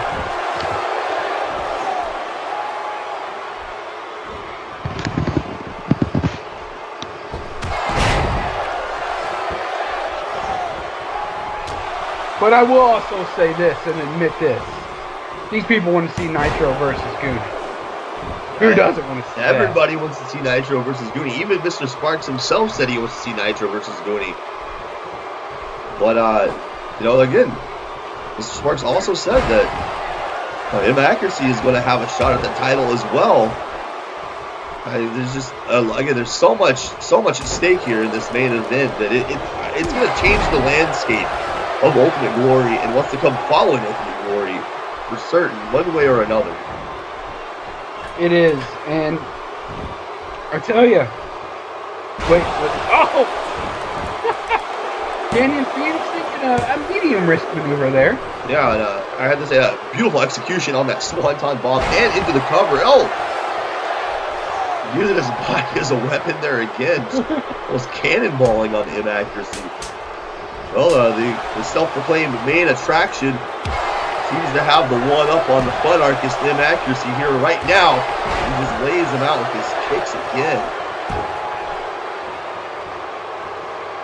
Inaccuracy not in the best position at the moment. Kenyon Fenix hovering over him, clutching. Yeah, you have to think Inaccuracy is the most decorated of the four men in this match. And he's really taking the brunt of this offense. He tried to go for DM there and it backfired. Hey, wait a second. Fenix taking the cue here and getting some cheap shots in on Nitro. He's got him trapped in the ropes. Oh! So far, the teamwork of this match does in fact belong to Kenyon and DM. Yeah, I have to say, so far I've been wrong in my assessment here. I thought this would be the other way around, but I believe we have not even seen a Nitro legally in the match yet. I think you're right. Wait a second, Fenix with the roll through and a super kick. Oh! And he cracked him accuracy wide open. He struck gold with that when accuracy is worse for wear than he has been in the entire match. Oh, Nitro taking out Fenix in the drop kick. The referee is losing control of this situation. And that not Nitro any the better either. He hurt himself on that maneuver as well.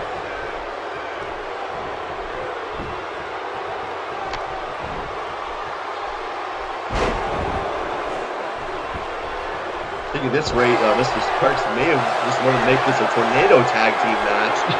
We got bodies all over the ring. The referee has no idea which way to go. I tell you, I was going to say before DM stepped out, I didn't even know who the legal men were at the moment. Kenyon Fenix crawling over to him accuracy. I thought he was crawling over there for a tag, but he makes a cover and a 2 count off of it. I don't think I've seen him accuracy this hanged up in a match before. He is not looking like himself in the match. He's repeating kicks here from Kenyon Fenix in a back fist. Oh, and look at this. Accuracy. Yeah, isolating him. He was as far away from Nitro as he has been the entire match here. DM and Kenyon Fenix just absolutely clearing house. The referee finally getting involved there. Was holding off the DM. Oh, wait a second. Fenix missed the splash. DM just missed and took out Fenix with that forearm. That's not going to go very well. And accuracy trying to knock some offense here, but that's the first miscue we've seen from this team so far. Nitro looking like he's feeling the effects of this match. He is not even tagged in yet. Accuracy looking for something big here. Suicide dive on the DM.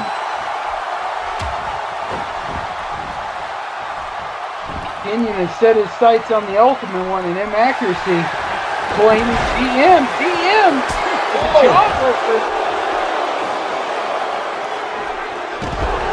Oh! Looks like Kenyon Fenix was able to see that maneuver was clearly an accident. These two are back on the same page. Yeah, and ironically enough here, the two illegal men are in the middle of the ring, while the two legal contestants of this match are being counted out on the outside.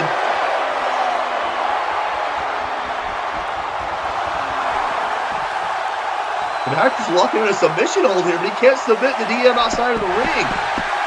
Meanwhile, there's still a count going on.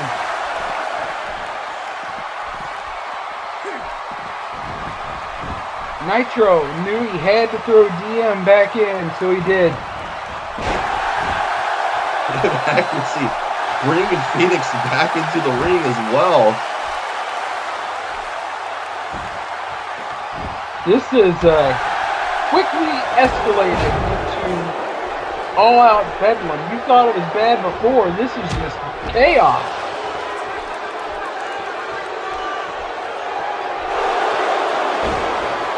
I'm not even sure what to make of this match. It has been so volatile, literally unpredictable. And and there it is. Good night. Go for the pin, Daniel. What are you doing? What? Holy. His accuracy back to his feet. He's still got some life left in him. There's him accuracy. You were saying you didn't recognize him. This one I recognize. Getting back to it. Man, he just woke him up in a backstabber to the DM.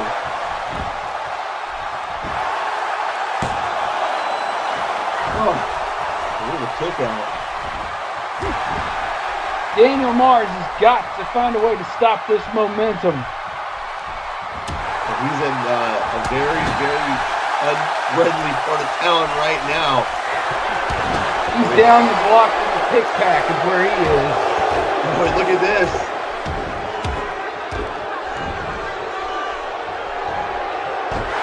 We're getting a tandem mudhole stop in the DM tonight. Both men trading off. It's like a carousel here. Oh, what is this? Look at the teamwork here. Oh, Nitro with the drop kick. Sliding into home plate. These two now utilizing some of that teamwork they should have been using the whole match. Oh, and that was almost 3. Whatever's left of the DM was able to kick out of that. It is unorthodox offense.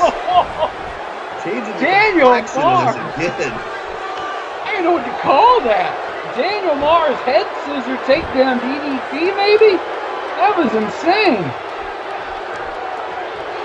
Oh, took the fight right out of Nitro here in Phoenix.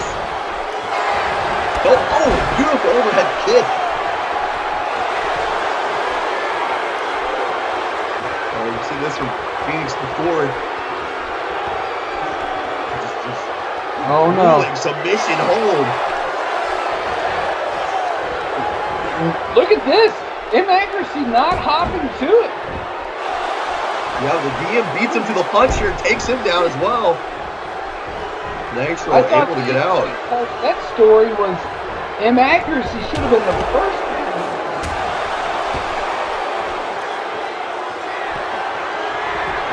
Oh, big forearm shot there. Phoenix, full head of steam, looking for the low pay, and he connects.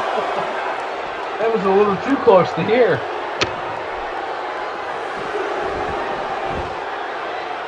I have to say, I doubted him, and I'm very impressed with Phoenix here, really dictating the pace of the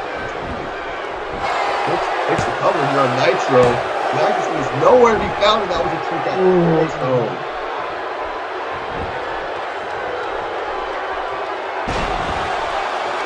Snapping that leg back, trying to get something going, anything going.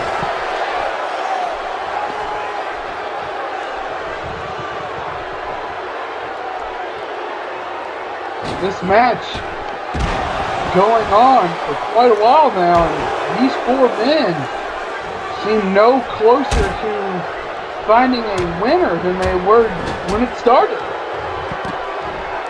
These guys just want to beat the hell out of each other. And I'm okay with that.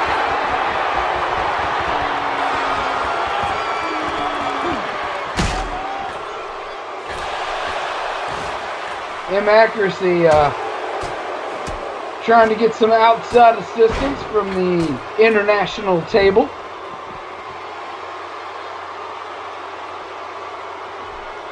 Kenyon Fenix up top connects with Nitro.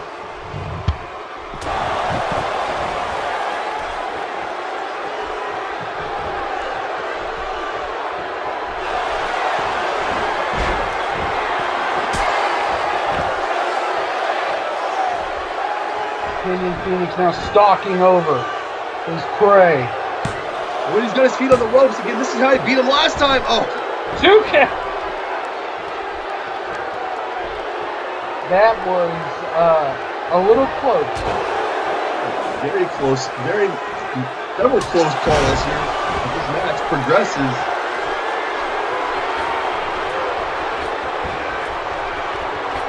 Oh, and Nitro corkscrewing through the air.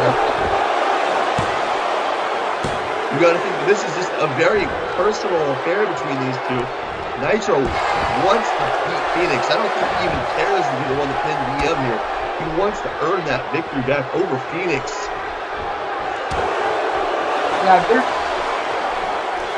there's a lot of pride and a lot of ego going on in this match. Phoenix was viciously with his uppercuts, but Nitro shrugging him off.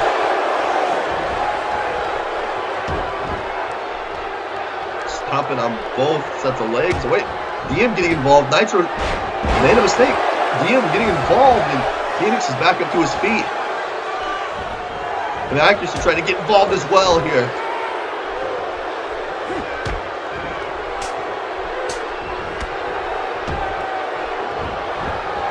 Oh.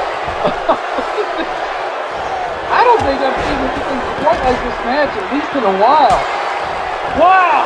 Connecting with Nitro, just laying him out. Oh, and DM went high risk there. I don't know that I think he got any of that, or maybe part of it.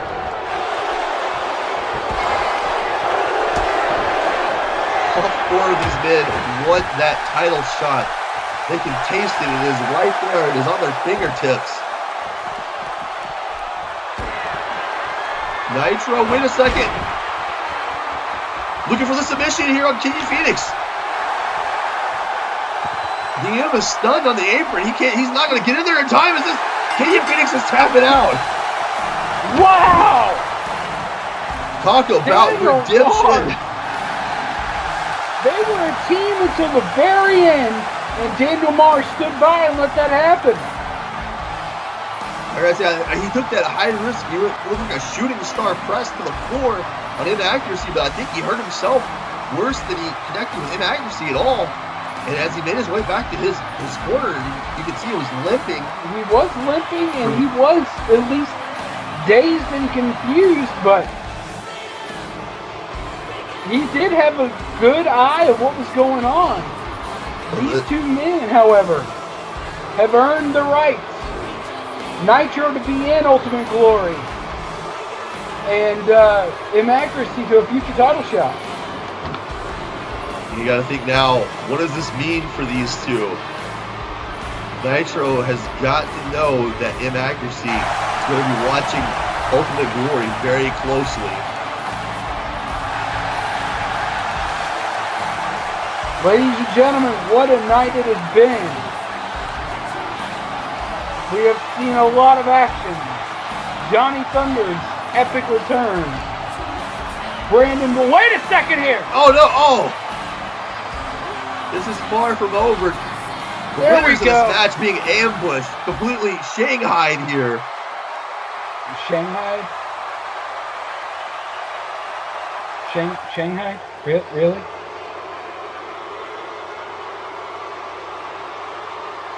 Oh, come on now. Not like this. We can't end up. No, come Yes, on now. we can end like this. It's preferable this way. Ladies and gentlemen, what a night. Brandon Wolfe retains. Nitro is back in Ultimate Glory, although maybe temporarily with the look of that chair. Wait a second. Wait a second. It's the global champion, the Goonie. The Goonies out here. Oh, he may hit Nitro with that chair. Although He's threatening Nitro with that finger.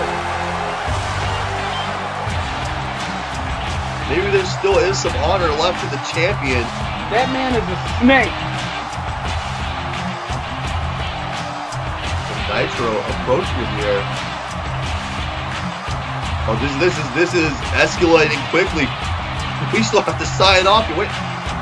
Good night, everybody. As we see this handshake here, this is Doc for Brian Cole. Good night, everybody.